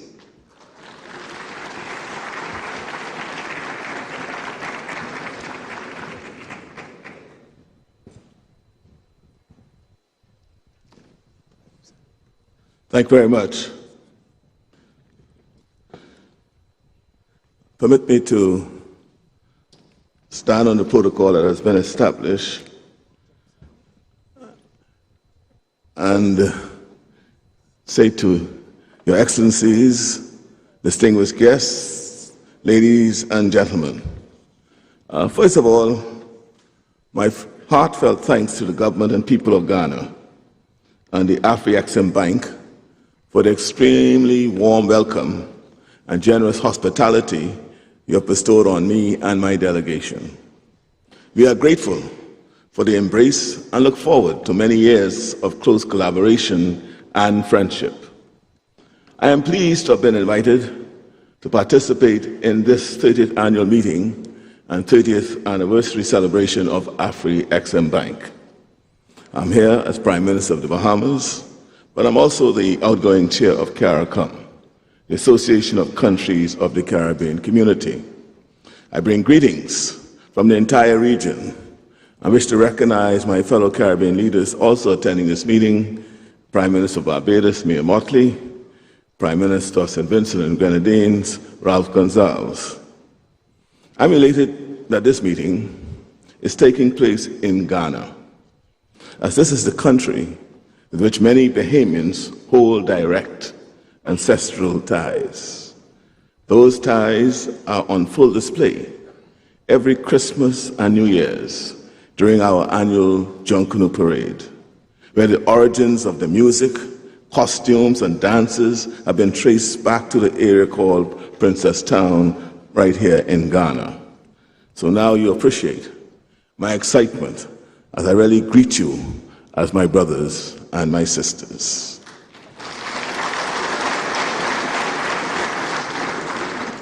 The Afreximbank's growing presence in the Caribbean, underpinned by a fiscal presence and ambitious memorandum of understanding, which includes a substantial commitment for investment of around $1.5 billion in the region, with the possibility of it increasing to $3 billion, is a testament to our shared goal of a joint vision of Pan-African prosperity.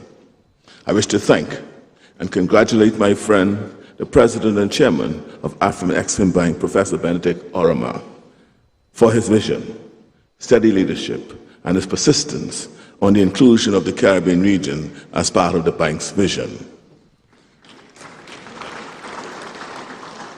Unsurprisingly, given our common and intertwined history and legacy, the countries of Africa and the Caribbean face similar challenges, and these challenges present significant opportunities for partnership.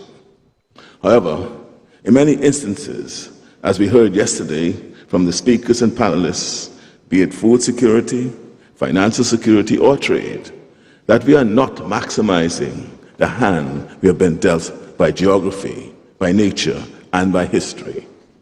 We're not maximizing our key assets, the ingenuity and creativity of our people, our abundant natural resources, our beautiful environment, and our unique cultures. These opportunities, however, are stymied by some common headwinds, some of which lie outside of our control. Since coming to office 20 months ago, I have been on a crusade to highlight the risks of climate change on countries such as mine. For us, these risks are existential. The Bahamas is one of the top 10 countries in the world most vulnerable to the impacts of climate change, the rising sea levels, and steady coastal erosion.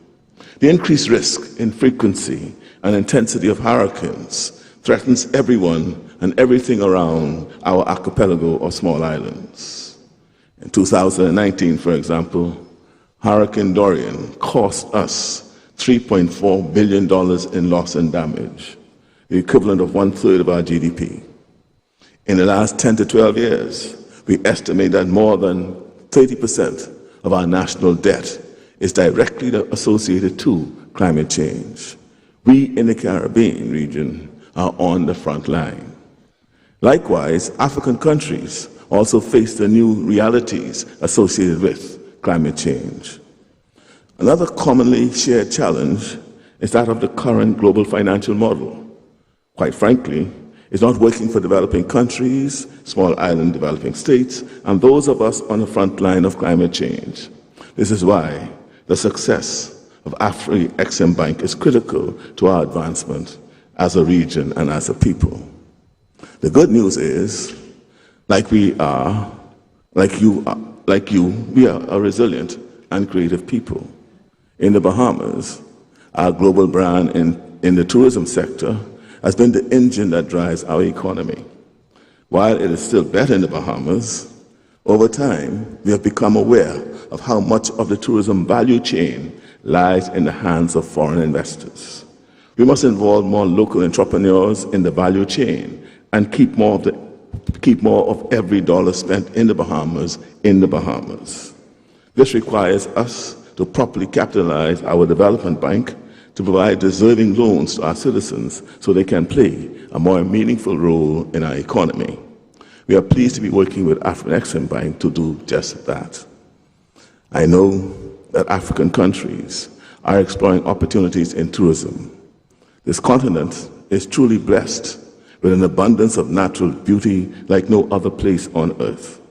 The world needs to see it. The potential of partnership is obvious. We in the Bahamas have been in the tourism business for more than 100 years. We also recognize the successes that some of our African brothers and sisters are already realizing in tourism. For example, we can learn from the inclusive tourism model in Tanzania and from Rwanda's strategy of targeting high-end tourism and maximizing the in-country spend. I should also mention Ghana's innovative approach in launching the Year of Return in 2019, which continues to inspire our own efforts. My brothers and sisters, these are the kinds of development priorities and activities which lie within our control, which are ripe for partnership, and where we can make rapid progress built on common needs, challenges, and experience. We don't have to wait. Apart from tourism, the pioneering work we have done and are doing in the Bahamas in respect of the regulation of digital assets, which is recognized as the leading legal and regulatory framework in the world. We were the first country, for example, to launch a digital currency, the sand dollar, which embraces the unbanked in our rural areas and includes them in our economy. We've also created a legal and regulatory framework for carbon credit trading, which is also now globally recognized. Financial services is the second pillar of our economy and contributes significantly to our GDP. And again, I say, we don't need to wait to collaborate in these sectors. Apart from the opportunities that derive from doing things within our control, many of us face challenges in respect of the things we need to do, for which we are constrained by lack of finance or lack of affordable finance.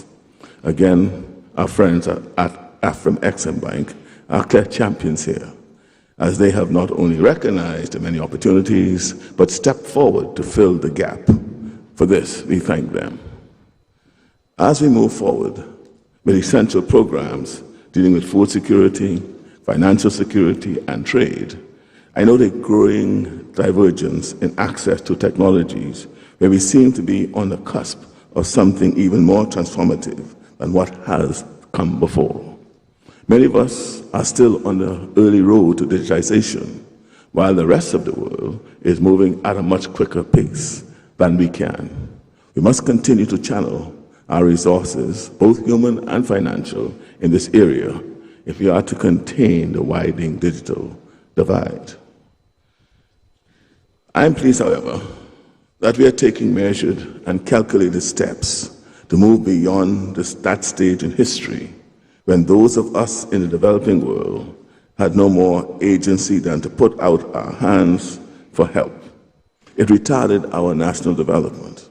So now, when confronted with challenges, we have seen and are seeing the benefits of what collective action and control can do. The world is at an inflection point, which provides a window for Africa to regain its position of prominence and pride, which has been denied for centuries through colonialism and imperialism. We should not squander this opportunity. And I believe now is the time for us to tie our shared values, challenges to a unifying charge to take advantage of the opportunities created at this inflection point. Rather than just despairing at the shortcomings in the global financial system, we have the Bridgetown Initiative, led by Barbados Prime Minister Mayor Motley, pressing for improvements and an overhaul of the global architecture so that it delivers better for our people. We have created and strengthened regional institutions built by us and for us. We have to ensure that we continue to give our institutions our fuller support so that they do not languish at the wayside in a field of forgotten dreams. CARICOM is a good example of the kind of progress that can be made when we work together.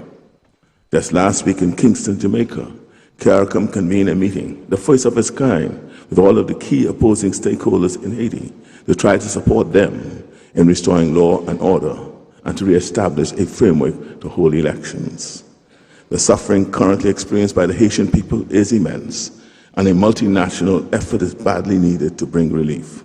But Haitian people must be the driving force to resolve their challenges and instability that they are experiencing. Open internal dialogue with the support of its regional and world partners is the only solution. The African Continental Free Trade Area is another shining example. At a time when the WTO is grappling with some serious issues in the appellate body, it is heartening to see the continent progressing where the global system has stalled. The WTO should be looking to learn lessons from the AFCFTA. While seemingly intractable and insoluble conflicts continue in various parts of the world, many overlook the fact that Africa is home to some of the most peaceful countries on the planet. And in terms of religious tolerance and interfaith harmony, Sierra Leone is an international exemplar. My brothers and sisters, my point is, the rest of the world has much to learn from Africa, and Africa has much to teach the rest of the world. And I will end as I begin. There's much more that we can do to maximize the hand which we all have been dealt. With so much in common by way of challenges and opportunities, through real partnership with the Bahamas and the Caribbean as a whole, there's much cause for optimism. Everything we are discussing over these next few days, every effort that we are making to improve the lives of the peoples of Africa and the Caribbean, everything ultimately depends on the people themselves who we represent and our political resolve as leaders to create an environment where they can strive and compete. They are the ones who are the actual producers and consumers, the creators and participants, the sellers and the buyers. And it is the success of that human connection and our interconnectivity as a people, determined not to let a line drawn on a piece of paper divide us, or oceans separate us, that will bring our countries and our people the success we all desire. Conference Center, on television, on radio, or online, we welcome you to the biggest celebration of effort and progress on the continent. It is the 30th anniversary of the African Export and Import Bank, Afrexim, which coincides with the 30th AGM and at the same time the first gathering of Global Africa. We're dwelling on a very important theme, that is delivering the vision and at the same time too building prosperity for the continent. Just gone by were remarks from Ghana's Minister for Finance. It was also followed by remarks from the President of the Afreximbank. Then we heard from the President of our Republic, who laid a very solid foundation for our deliberations today. In moving on, we would like to hear from the Africa Union. It is rather interesting that CARICOM is celebrating 50 years and the African Union is also celebrating 60 years. Here, speaking on behalf of the President of the Comoros, who is the Chair of the African Union, it's my pleasure to invite a Commissioner for Economic Development, Trade, Industry and Mining at the African Union Commission. Would you please make welcome His Excellency, Ambassador Albert Muchanga.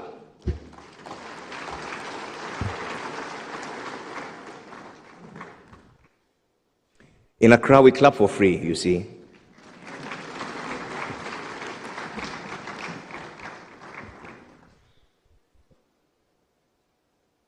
Your Excellency, glad to have you. Thank you very much. When I was once a Boy Scout, the motto was, be prepared. I've been splendidly surprised that I'm speaking on behalf of the chairperson of the African Union. What I know is that the chairperson of the African Union Commission is not coming for the high-level panel of the presidential dialogue, which is looking at the development of financial institutions. But I expected the chairperson of the union to be here. But I'll not say I'm not going to speak. I'll say something. I'll begin by really riding on the salutations which were made earlier by the previous speakers and greet all their excellencies and all of you who are here. The African Union is a strong supporter of African Union financial institutions. Way back in 1963, when the Organization of African Unity was created, one of the first decisions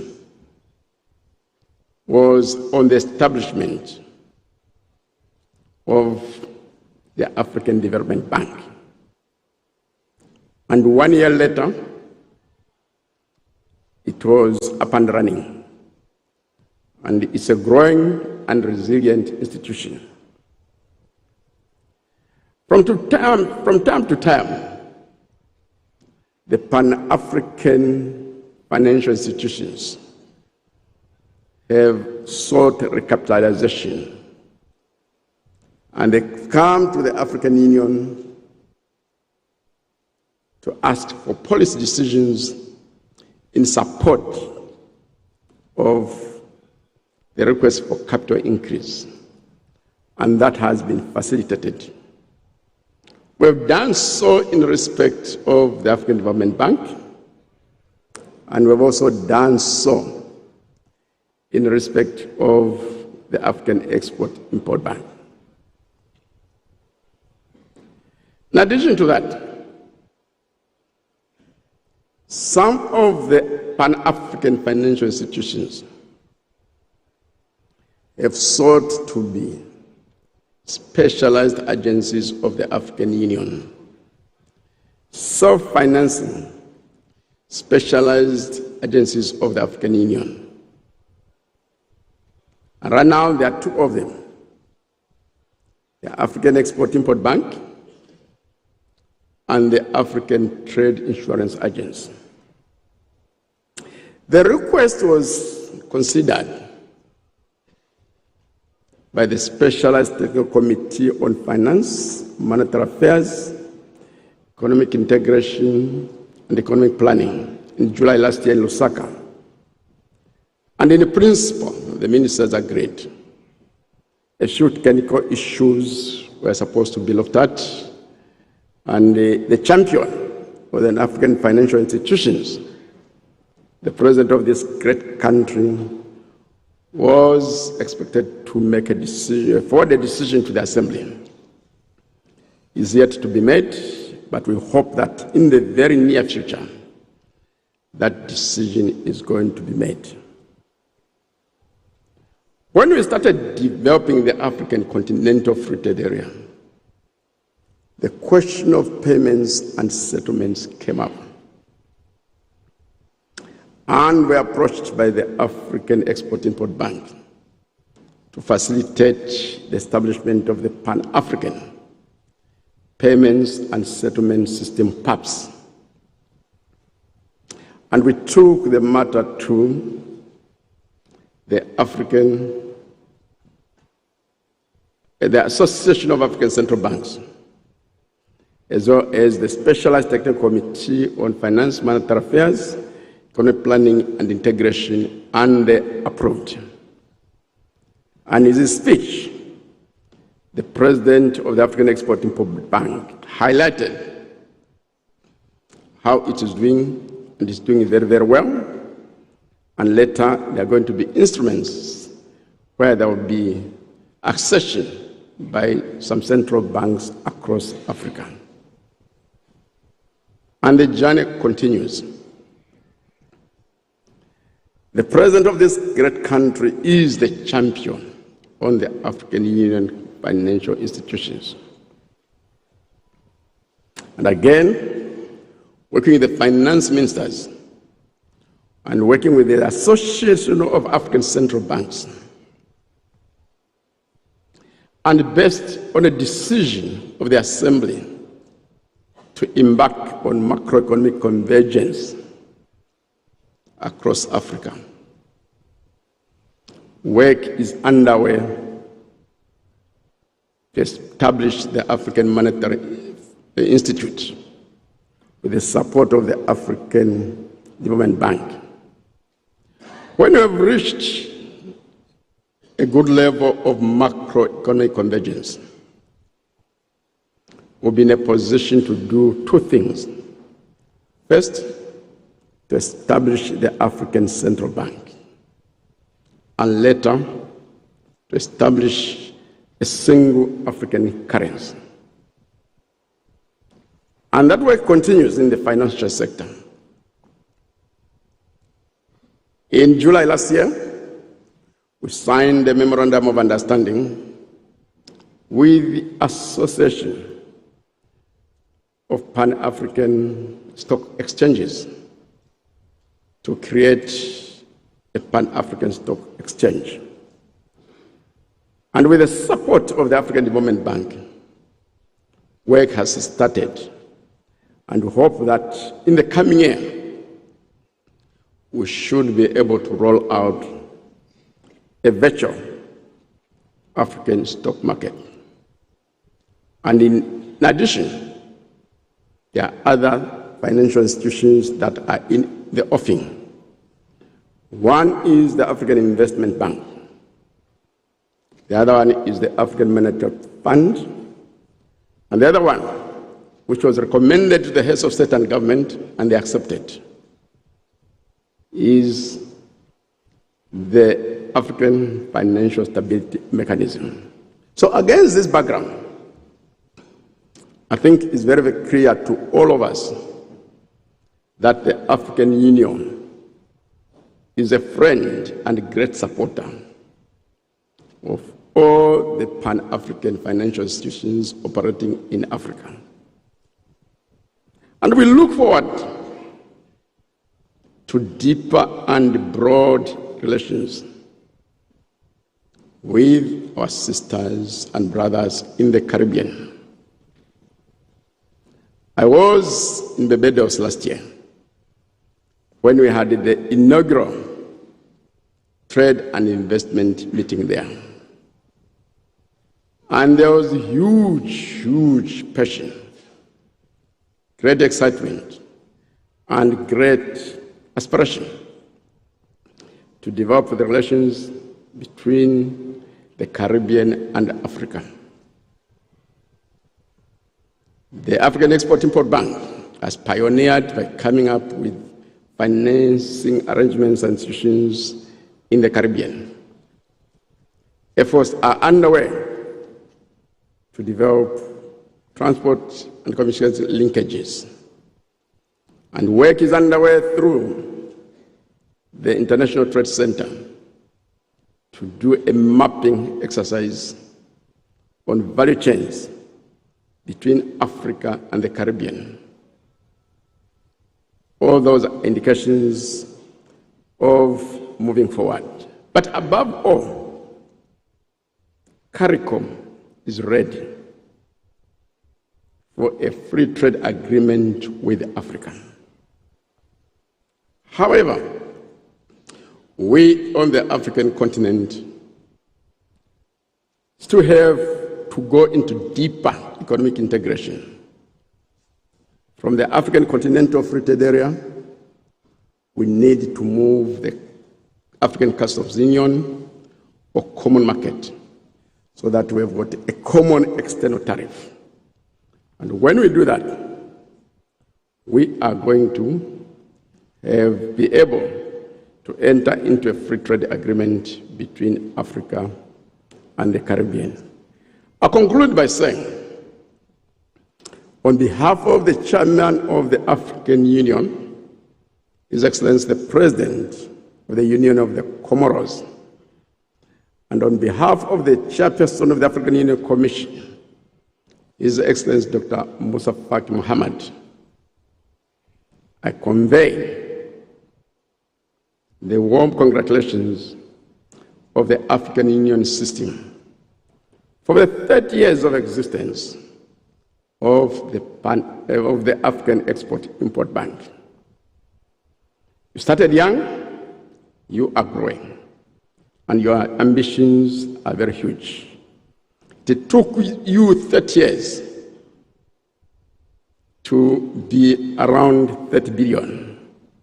And you want to do it in 60 years. The sprint is possible. We encourage you to do it. Thank you very much. I end here.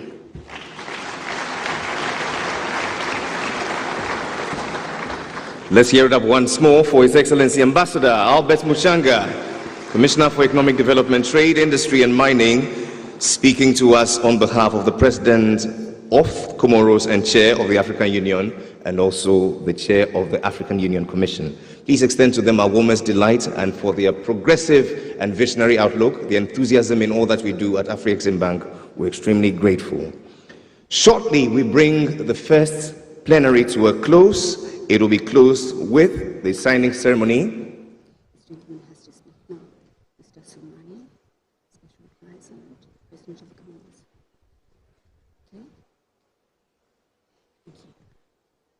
That was just a little commercial break.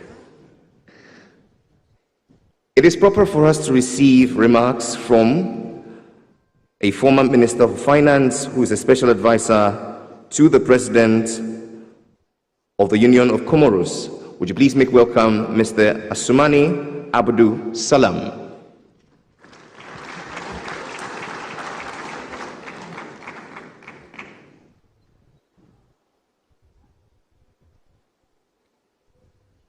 He didn't hear the applause, please.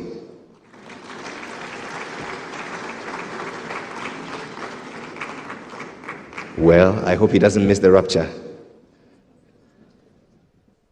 Are you the one, sir? Please, a round of applause for him.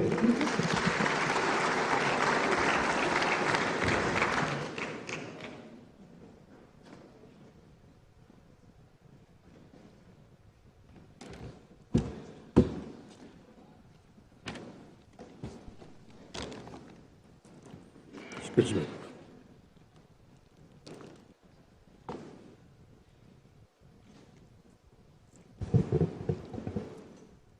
Bismillahirrahmanirrahim. Excellences, Monsieur le Président de la République du Ghana, Excellences, Messieurs les chefs d'État et de gouvernement, Excellences, Mesdames et Messieurs les ministres, Monsieur le Président d'Afreximbank, distingués représentants des pays et des organisations internationales et régionales en vos rangs, grades et qualités, honorables assistances, Mesdames et Messieurs, Assalamu alaikum wa rahmatullahi wa barakatuh. Tout d'abord, permettez-moi de vous présenter à tous les sincères excuses du président Azali Assoumani, président de l'Union des Comores et président en exercice de l'Union africaine, de n'avoir pas pu être parmi vous aujourd'hui en raison de son calendrier de travail l'ayant obligé à effectuer une autre mission à l'étranger. Le président m'a fait de ce fait l'honneur de me confier la lourde responsabilité de le représenter à cette assemblée annuelle en compagnie du conseiller du ministre des Finances, mon ami l'ancien ministre Obeid Mzéché, présent dans la salle. Et c'est donc à ce titre que j'ai l'honneur de vous livrer le message suivant du président Azali Assoumani, et je cite.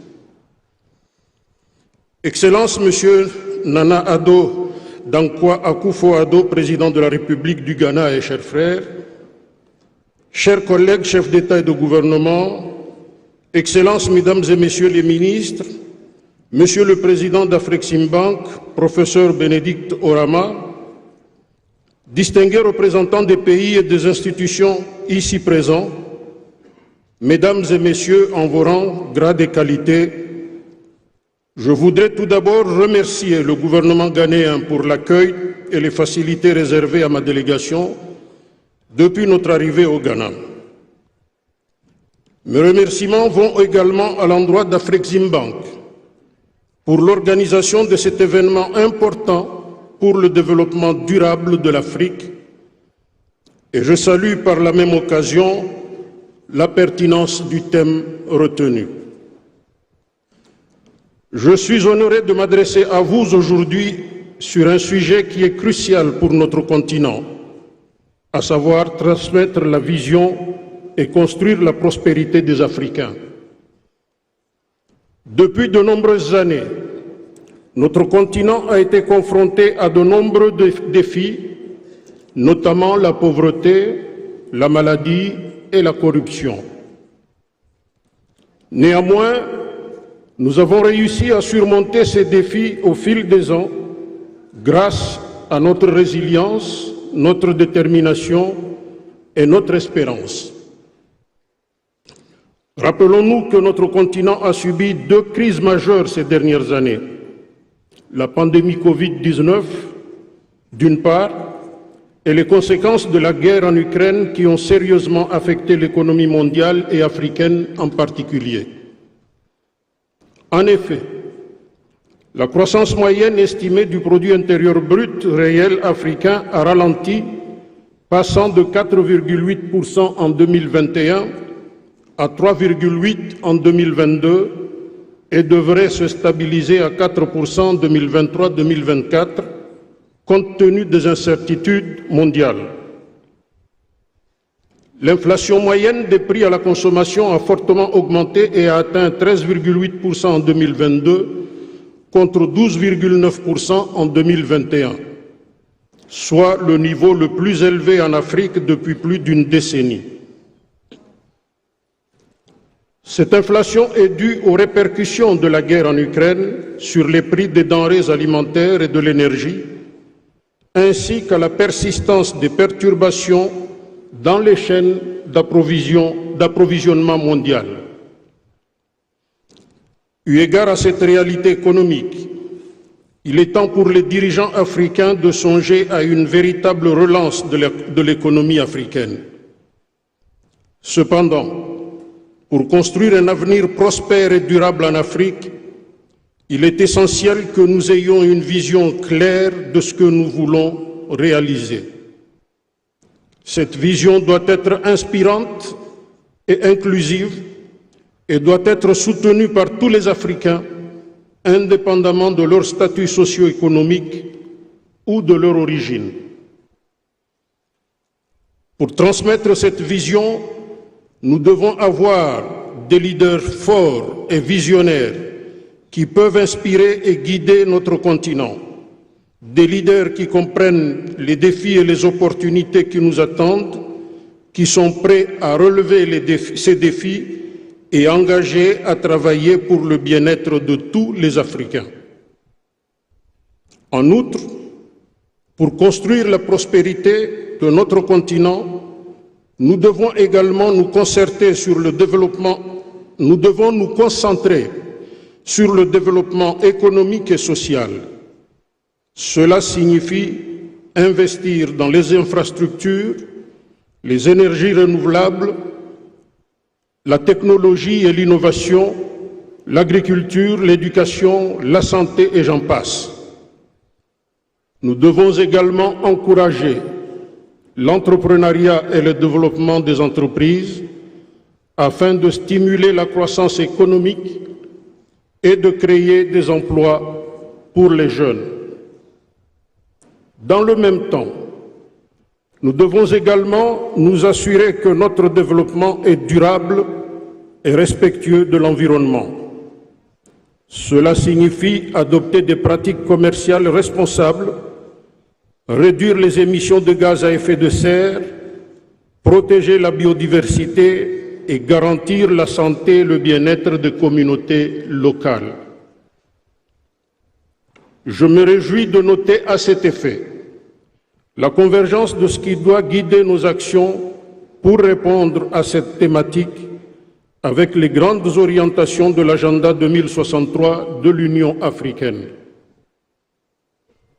Est-il besoin de rappeler à cet effet l'importance de l'accélération de la mise en œuvre de la zone de libre-échange continentale africaine, ZLECAf?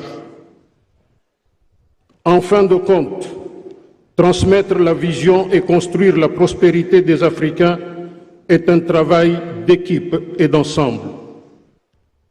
Nous avons tous un rôle à jouer, que nous soyons des dirigeants, des chefs d'entreprise, des travailleurs, des agriculteurs, des étudiants ou des citoyens ordinaires. Ensemble, nous pouvons réaliser notre vision pour l'Afrique, un continent prospère, pacifique et durable, où tous les Africains ont la possibilité de réaliser leur potentiel et de vivre une vie épanouissante et gratifiante. Je souhaite plein succès aux travaux de cette assemblée annuelle de l'Afreximbank au bénéfice de nos peuples respectifs. Je vous remercie de votre aimable attention. Fin de citation. Ladies and gentlemen, I thank you very much.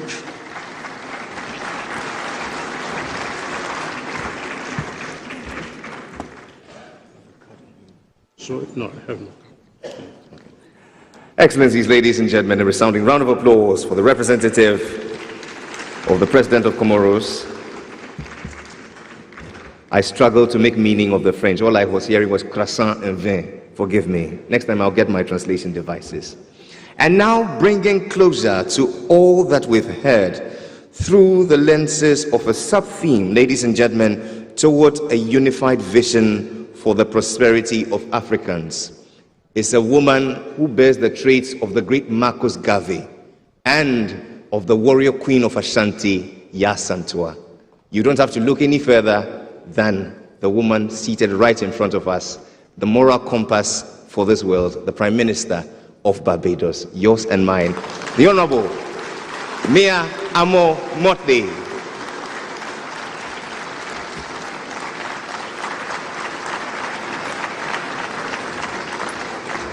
Happy to have you back home. Welcome back. Thank you very much. Your Excellencies all, you must forgive me if I'm a little emotional this morning, because this represents a very special moment, not just for me, but for those of us who, not due to anything that we did, but who were carried from this place to another place. And yes, there were those who came and worked in the early days of the independence of this nation. You only need to see the road named in tribute to George Padmore to appreciate the significance of the efforts of unity that came before us. In my own country, the first governor of the Central Bank of Barbados, Sir Courtney Blackman, and our revered poet of international repute, Kamau Brathwaite, both spent time in this great country. teaching and learning how to live. But today we come conscious, therefore, that we were not the first to make this journey of Pan-Africanism, and that there has been a century of effort. I start here because in a world that is so clued in on instantaneous gratification, that it is important to set context and to understand the mission ahead of us. And that is why this morning is special. The context, as so appropriately enunciated by the fathers of this institution, that without the ability to bring prosperity to our people, we will not succeed. And that prosperity comes through growth, and growth comes through enhanced trade and opportunities for ordinary people.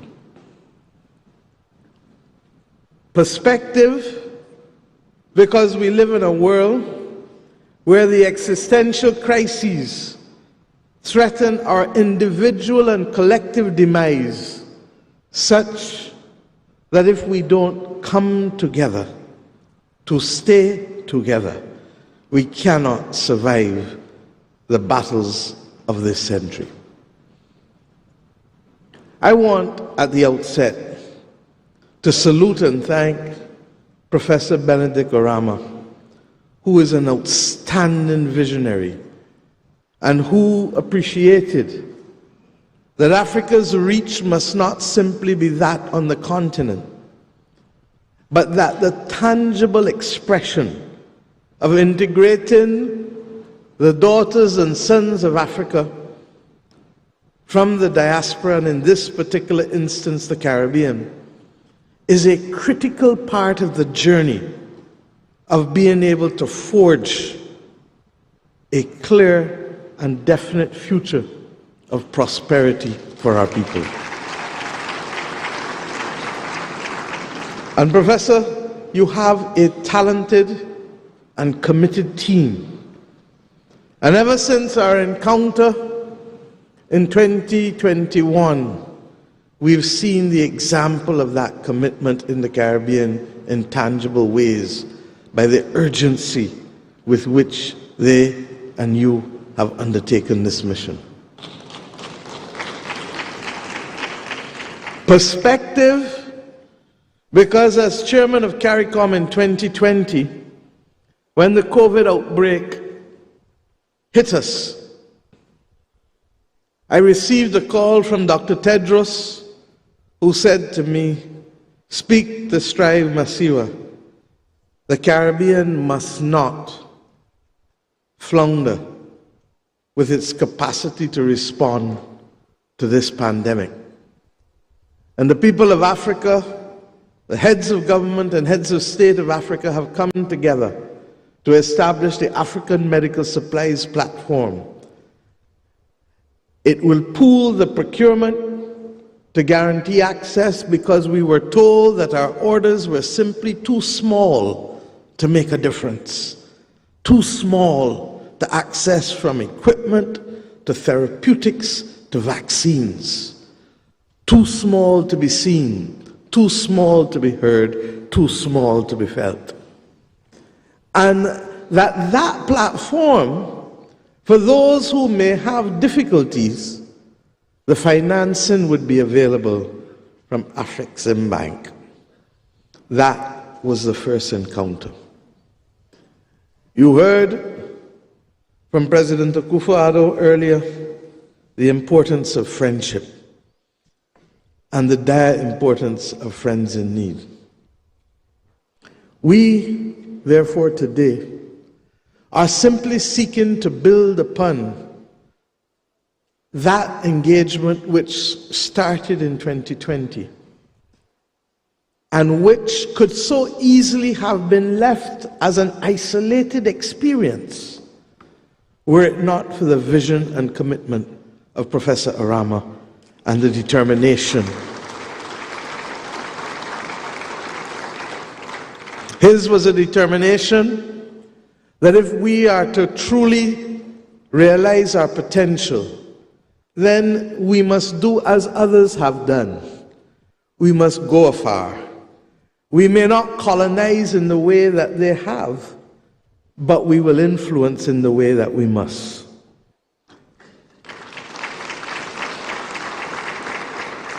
And we will influence because we understand that we still regrettably fight the battles to remove an imperial shadow over the modern transactions and engagements of the 21st century.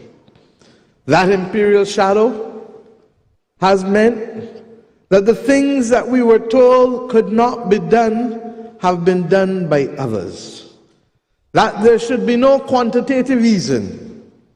But yet, in the middle of the pandemic, the G7 countries engaged with a level of quantitative easing that even surpassed what they did when the financial crisis broke in 2008-9.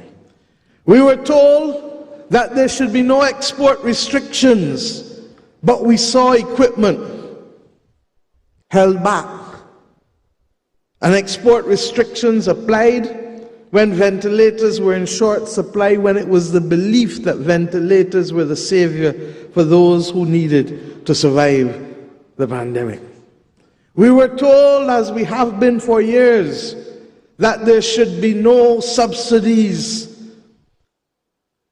and policies to give ourselves preferential advantage in a world that has been liberalized for trade. But yet we see the consequences of the Inflation Reduction Act today as we speak on the other trading partners of the globe. I say these things because if we are truly to unite and to bring prosperity to our people, a number of things matter. One, we must come together first and foremost to create the environment within which our governments and our people can most be successful. And that means reframing the agreements that were made when we were not seen as sovereign nations, and when justifiably they could say that they did not know of our circumstances because we did not have the expression of nationhood when the Bretton Woods institutions were formed. Similarly, we can say to them now that almost 8 decades later, there is no excuse for not seeing us, hearing us, or feeling us. And there is no excuse for others being proxies for our voices in circumstances where we do not have a seat at the table. But I come from a small little nation who also produced a woman called Shirley Chisholm, who in her attempt to remain unbought and unbossed not only was the first African descendant to become a female member of the Congress of the United States of America in 1968, but she dared to also run for the presidency of that country and to articulate a vision that is as relevant today, 50 years later, as it was when she went on that occasion.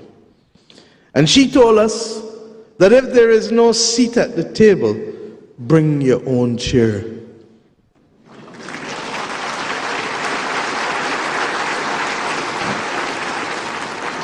So you will better understand why we are not prepared to accept things as they are and work together to shape things as they must be. But when we finish, or as we keep doing that, it is the political will that first and foremost makes the difference to whether we are prepared to rise to the occasion and to overcome the challenges that hitherto have been placed before us. And I refer not now yet to the existential challenges, but to the challenges that were foisted upon us by colonialism and division, by language, by religion, by those who understood that as long as we could be divided, the dominance of those of a lesser number could preside. I say to us today that we know the power of unity, and it cannot simply be in the rhetoric. It needs to be in our actions and in our policies. There must be a Blue Ribbon Commission established between the African Union and the Caribbean community to put to rest once and for all the issues of connectivity. Connectivity of transport, but equally connectivity of telecommunications. We cannot be talking about innovation. We cannot be talking about prosperity and only prepared to look north rather than to look east or west. The only people who can be blamed for the absence of that connectivity now are no longer those who colonized us, but those who are in the seat today to make the difference by securing that connectivity.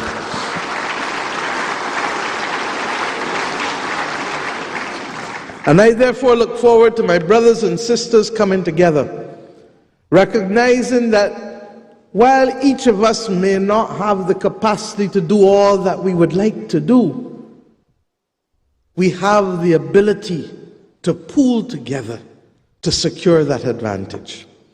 The Africa Exim Bank, the Africa Development Bank, the Caribbean Development Bank, the CARICOM Development Fund have a duty to work with us all to ensure that whatever is necessary to make both the financial and economic case of connectivity is put in place, because the next major step of cementing this relationship is not about leaders coming and mixing with other leaders, but it is about ordinary people moving in their own time and space to be able to make those friends, to make new family, and to make new business.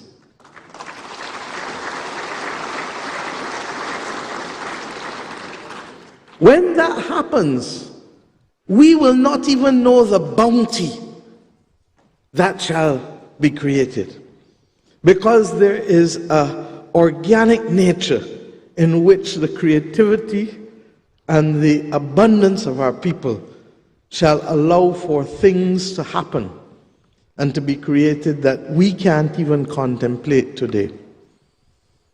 But separate from that, there's the issue of functional cooperation. And the functional cooperation, as we are seeing, with the commitment of CARICOM to be able to participate through our central bank governors in the payment and settlement system, PAPS, recognizing that if we use that same system, we can minimize the extent to which trading in hard currency can limit the opportunities for our people, even within the Caribbean region, even within the African Union, but more importantly, across the Atlantic Ocean with each other.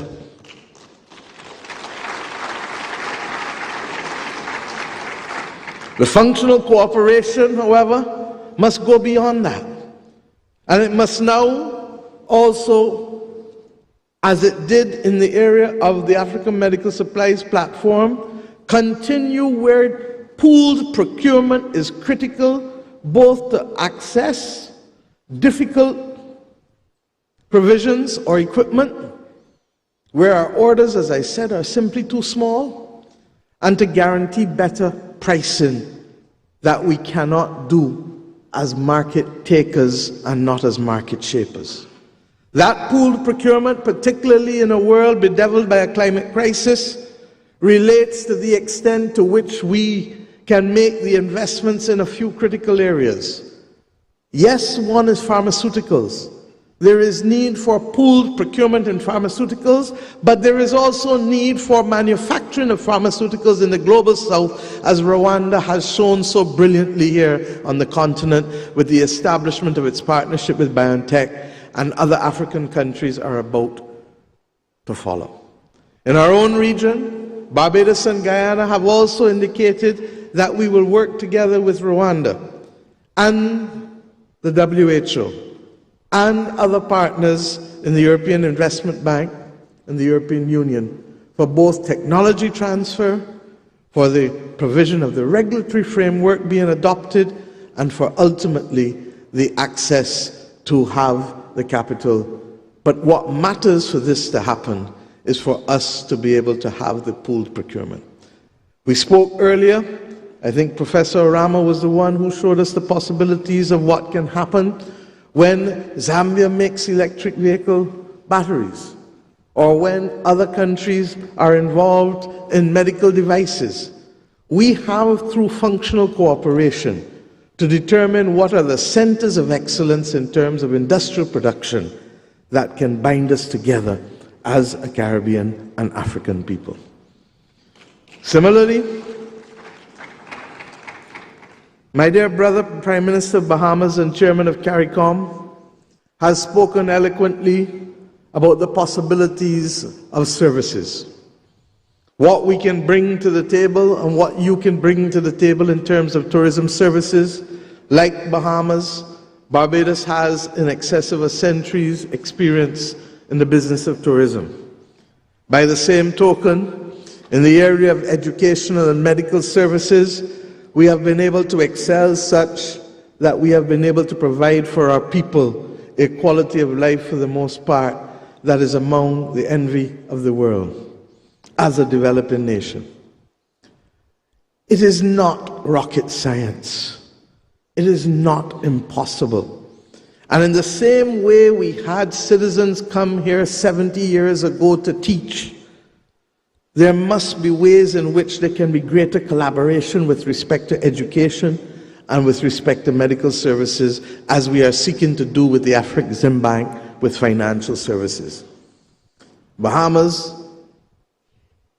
has been an exemplar, like Barbados, like Jamaica, like St. Vincent and the Grenadines, like St. Lucia, like Grenada, Antigua,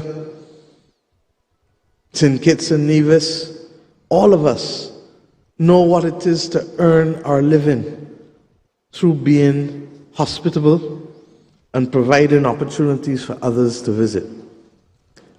We have among global tourism the highest repeat visitor rate.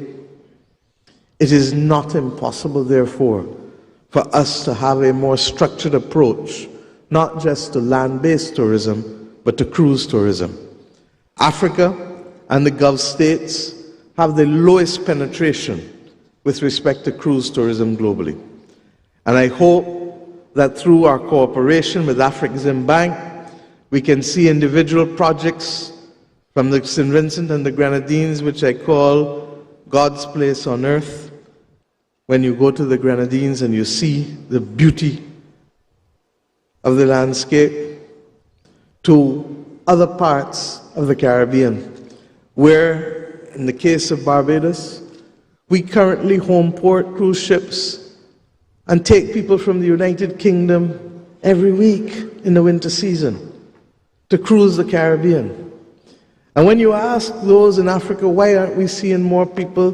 There is a problem of the transit visas in the North Atlantic countries. If we allow the denial of visas to our people in the North Atlantic countries to define how we can trade, then we truly deserve whatever comes to us. It is within our power to build those bridges, to stop our people from being the victims, deliberately or by accident, of the actions of others. In the area of services, the innovation continues. Many people in this room would never have heard of something called Archie, have you?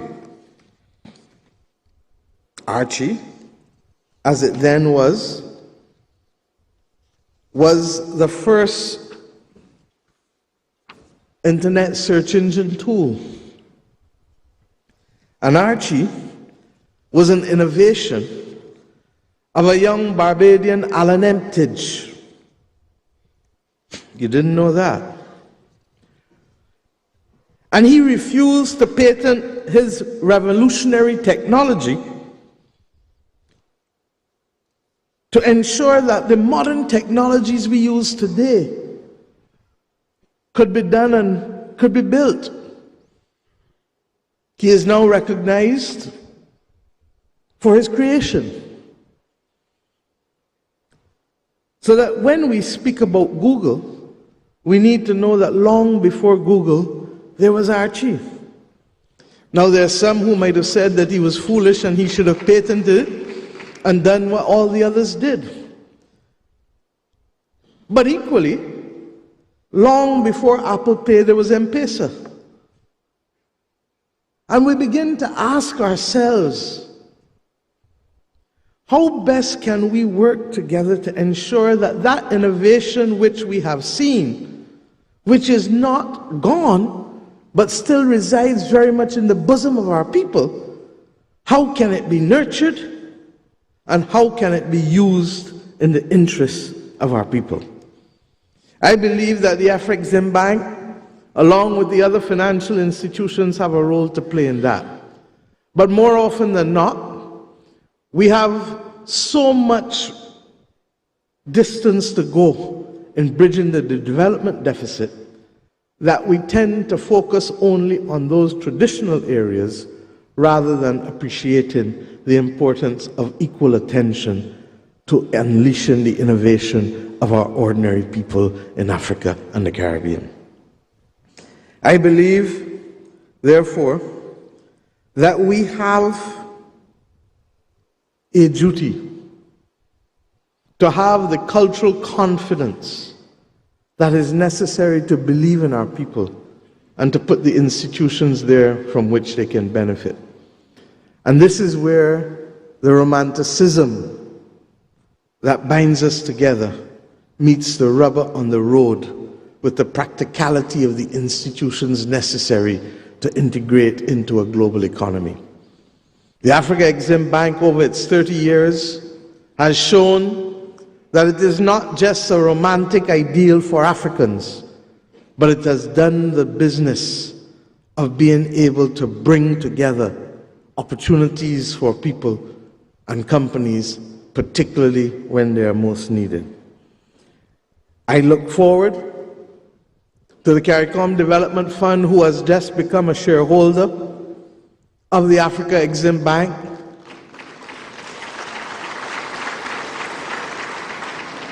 being able to meet the true needs of the revised Treaty of Chaguaramas, which established the Caribbean Community.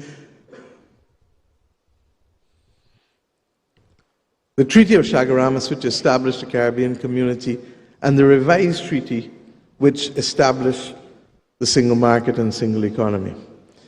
In that revised treaty, Prime Minister Gonzalez, my dear brother and elder statesman of the Caribbean civilization, speaks often about the fact that in a single market there are winners and there are losers.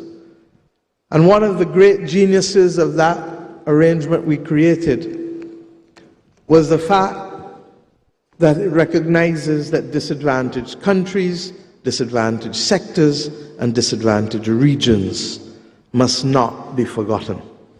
The CARICOM Development Fund, therefore, was the mechanism that was established to level the development that was necessary for all to benefit from our own free trade area in the Caribbean community.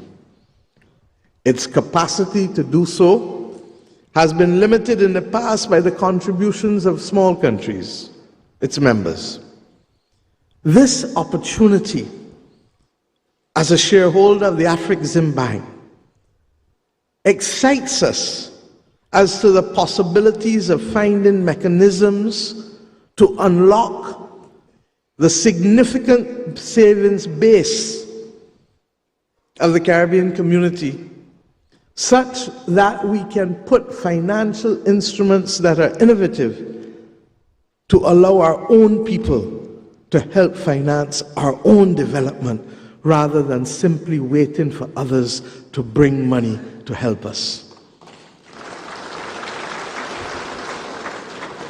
I am not sure that others will appreciate the significance of this moment. But while we fight among ourselves to raise 200 million, we can seek to go after some of those savings. And if we just get 1% of what is available in our banking system, both through financial and non-financial deposits, that will be in excess of $1 billion US. What is missing was the courage of an institution to work with us to unlock these savings.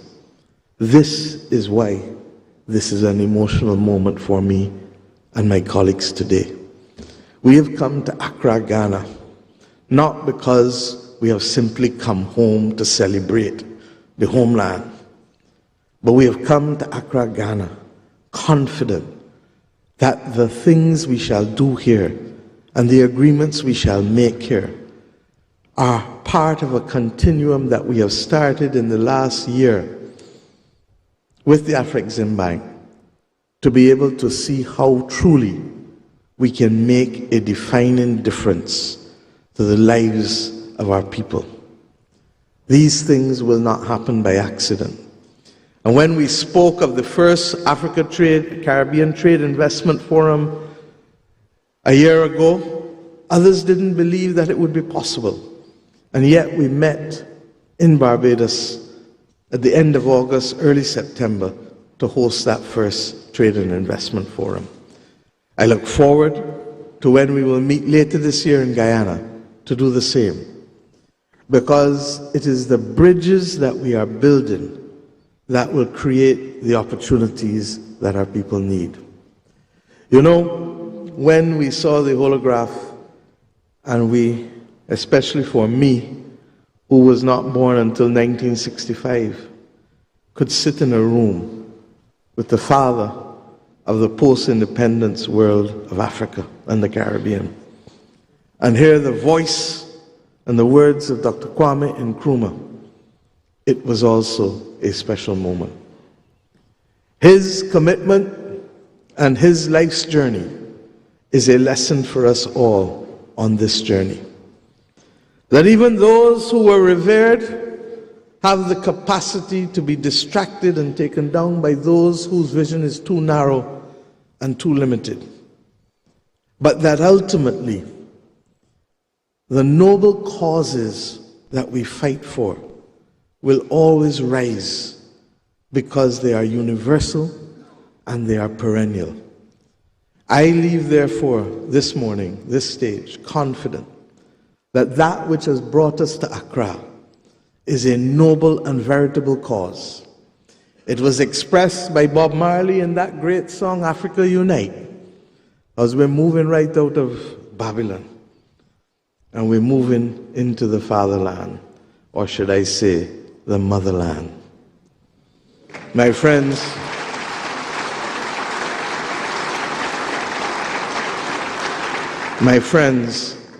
this conference is not just simply about words.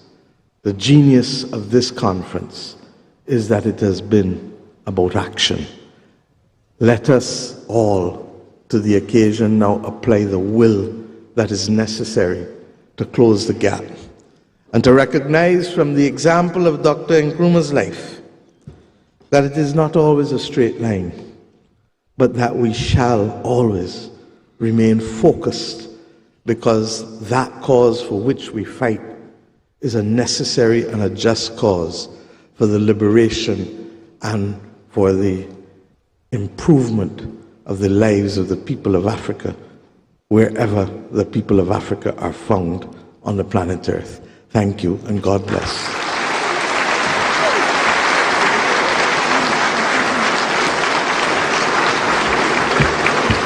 What can we say, Africa? Help me celebrate a daughter of the motherland. Wow. The Honorable Mia Motley, Prime Minister of Barbados. Please, another resounding round of applause. Such great gems calling us to action and endeavor. Wow. Stressing on the point that we know the power of unity. It ought not be in only rhetoric, it must be in our action. And for that, I believe she receives a hug from His Excellency Olusegun Obasanjo, who makes a case that political action alone is not necessary. Political will must go with political action. Please, a round of applause.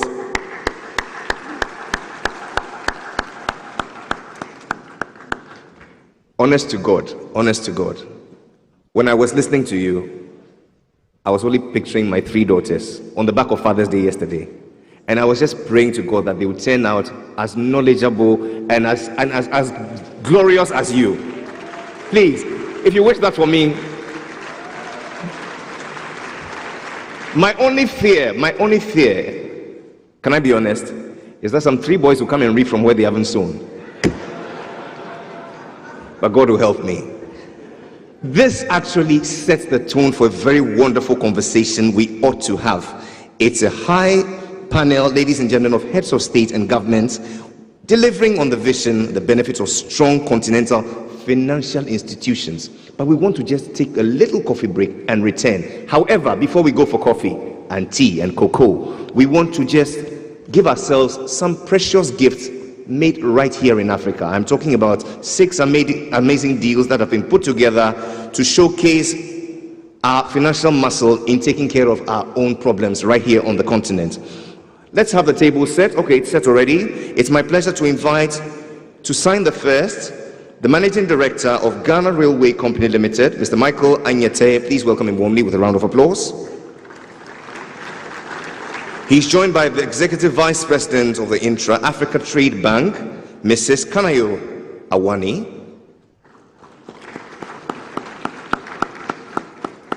To witness this agreement, please welcome, representing the President of our Republic, Ghana's Minister for Finance, the Honorable Ken Ofori-Atta, and the President of the Afreximbank, His Excellency Professor Benedict Orama. A round of applause as they both come up to witness.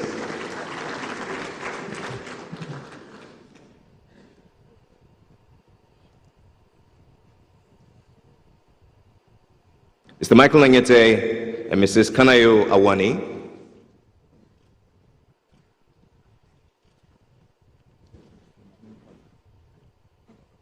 The first is a $1 million facility for Ghana Railway Company Limited, PPF.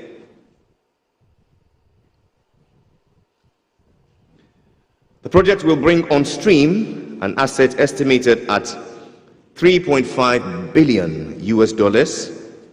and it will adopt an innovative, demand-driven, non-recourse model to ensure the commercial viability and financial self-sustainability of the project, which should not only reflect on government subsidies. Let me take that again. Which should not rely on government subsidies. Once successfully implemented, the project can serve as a blueprint that the bank can replicate in other member countries across other trade-enabling infrastructure. Ladies and gentlemen, behold the signing.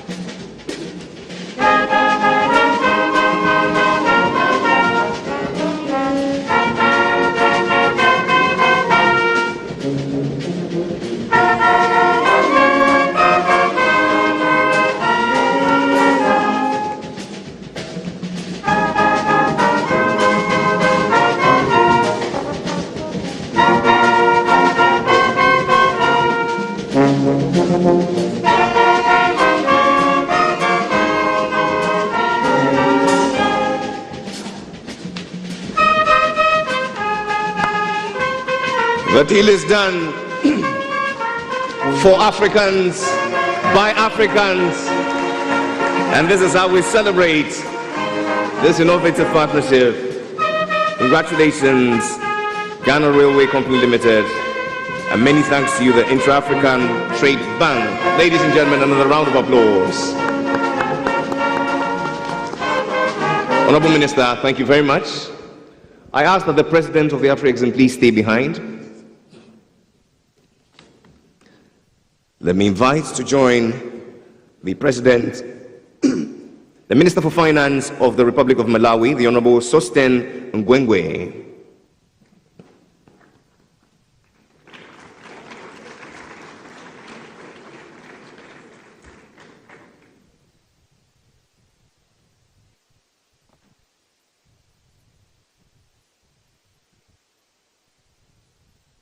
And to witness this signing, it's my pleasure to invite the President of Malawi, His Excellency Lazarus Chakwera.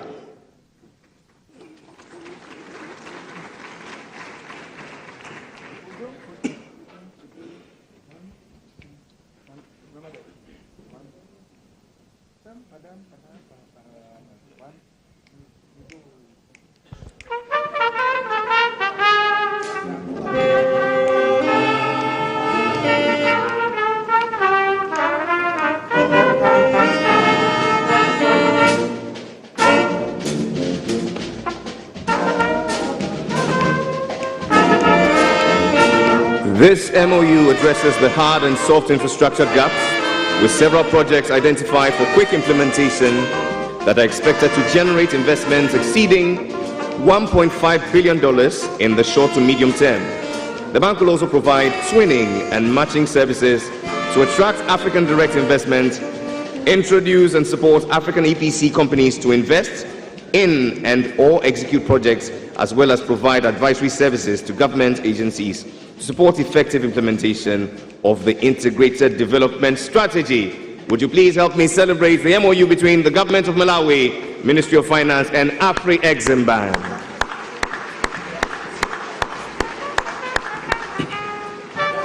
Thank you, Your Excellency, Mr. President, and thank you, Mr. Finance Minister. Mr. President, please stay with us as I invite to join you the CEO of Arise, Mr. Gagan Gupta, and the Minister for Trade of Malawi, Simplex Chitluya.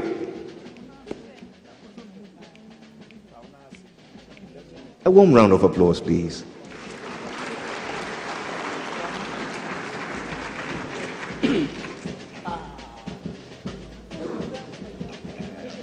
This is a collaboration agreement between the Government of Malawi and Arise IPP. Afreximbank is proud to witness the signing and entering into force a collaboration agreement between the Republic of Malawi and Arise Integrated Industrial Platforms, AIIP. The agreement is for the design, development, and operation of two world-class industrial parks and special economic zones in the cities of Lilongwe and Blantyre. The two industrial parks will assist in closing gaps in industrial infrastructure required to support the country's focus on export manufacturing to transform its economy and generate jobs for its young population. The two projects are expected to attract investments exceeding $900 million and will generate around 200,000 direct and indirect jobs in the country. If this doesn't fill you with enthusiasm and great joy, ladies and gentlemen, I don't know what else will. A round of applause.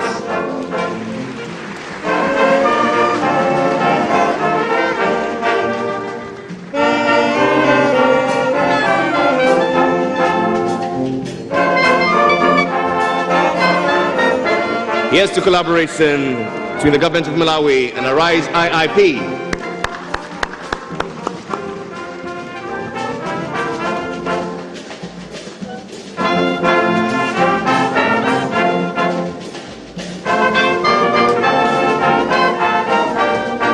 Thank you very much. Mr. Gagan Gupta, would you be kind as to wait for the next signing, please?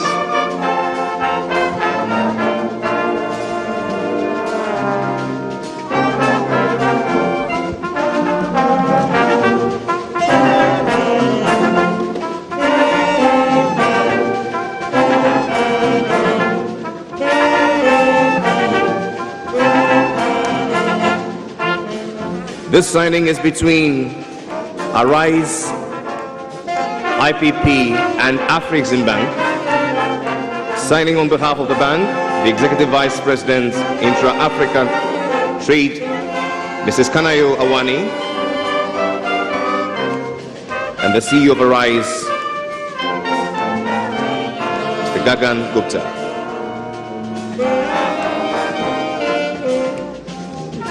It's a 400 million global facility term between Arise and the bank. Afrexim is honored to be executing terms and conditions for a 400 million tranche under a proposed $1 billion global credit facility for Arise Integrated Industrial Platforms, IIP. The facility will support Arise IIP in the development of industrial parks and special economic zones projects in several African countries, as well as avail trade financing to operating companies in these industrial parks.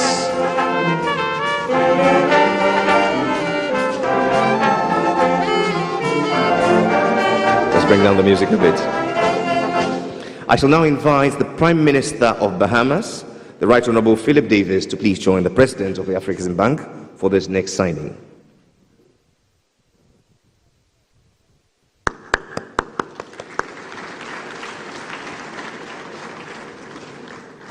This is an accession deal to the partnership agreement between Afreximbank and the government of Bahamas.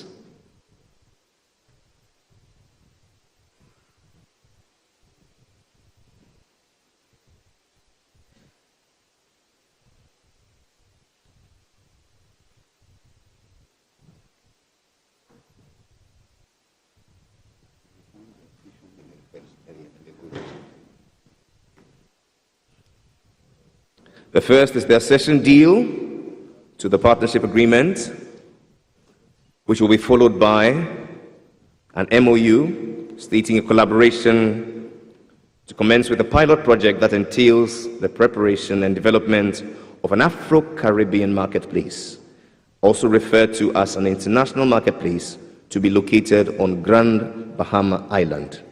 The marketplace will promote and distribute African and Caribbean products to the world, as well as offer a taste of Africa and the Caribbean, and be an appealing tourist attraction on Grand Bahama Island, the gateway to the Caribbean.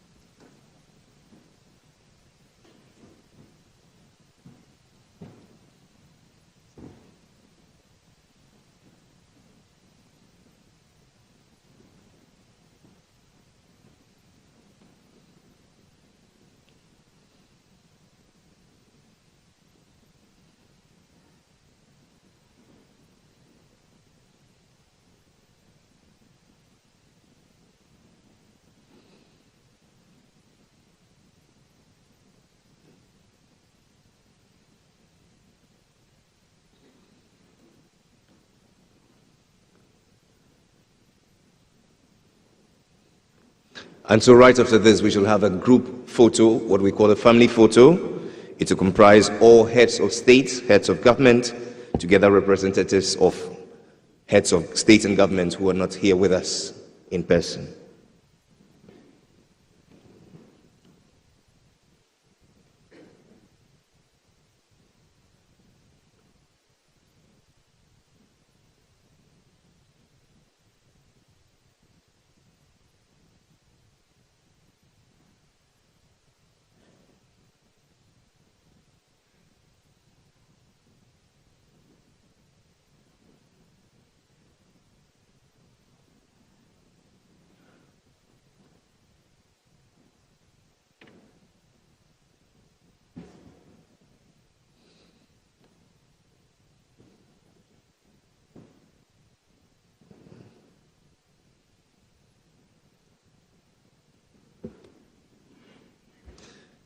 coffee break will last for just 15 minutes. We entreat you to please be snappy, because we'll return here in exactly 15 minutes to continue the next plenary, which was the presidential panel.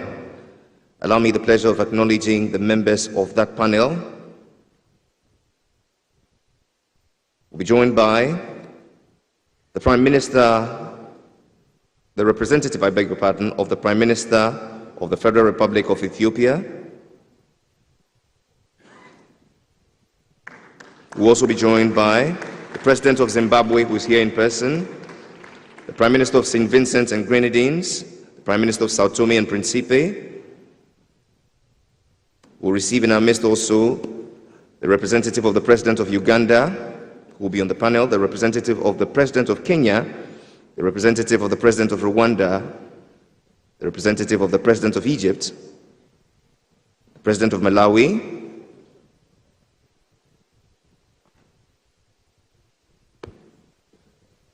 and now, ladies and gentlemen, a round of applause for the official party. I shall humbly invite all heads of state, past and present, to please come up as we take one group photograph together in the company of the President of our Republic's representative, the Honorable Ken Ofori-Atta.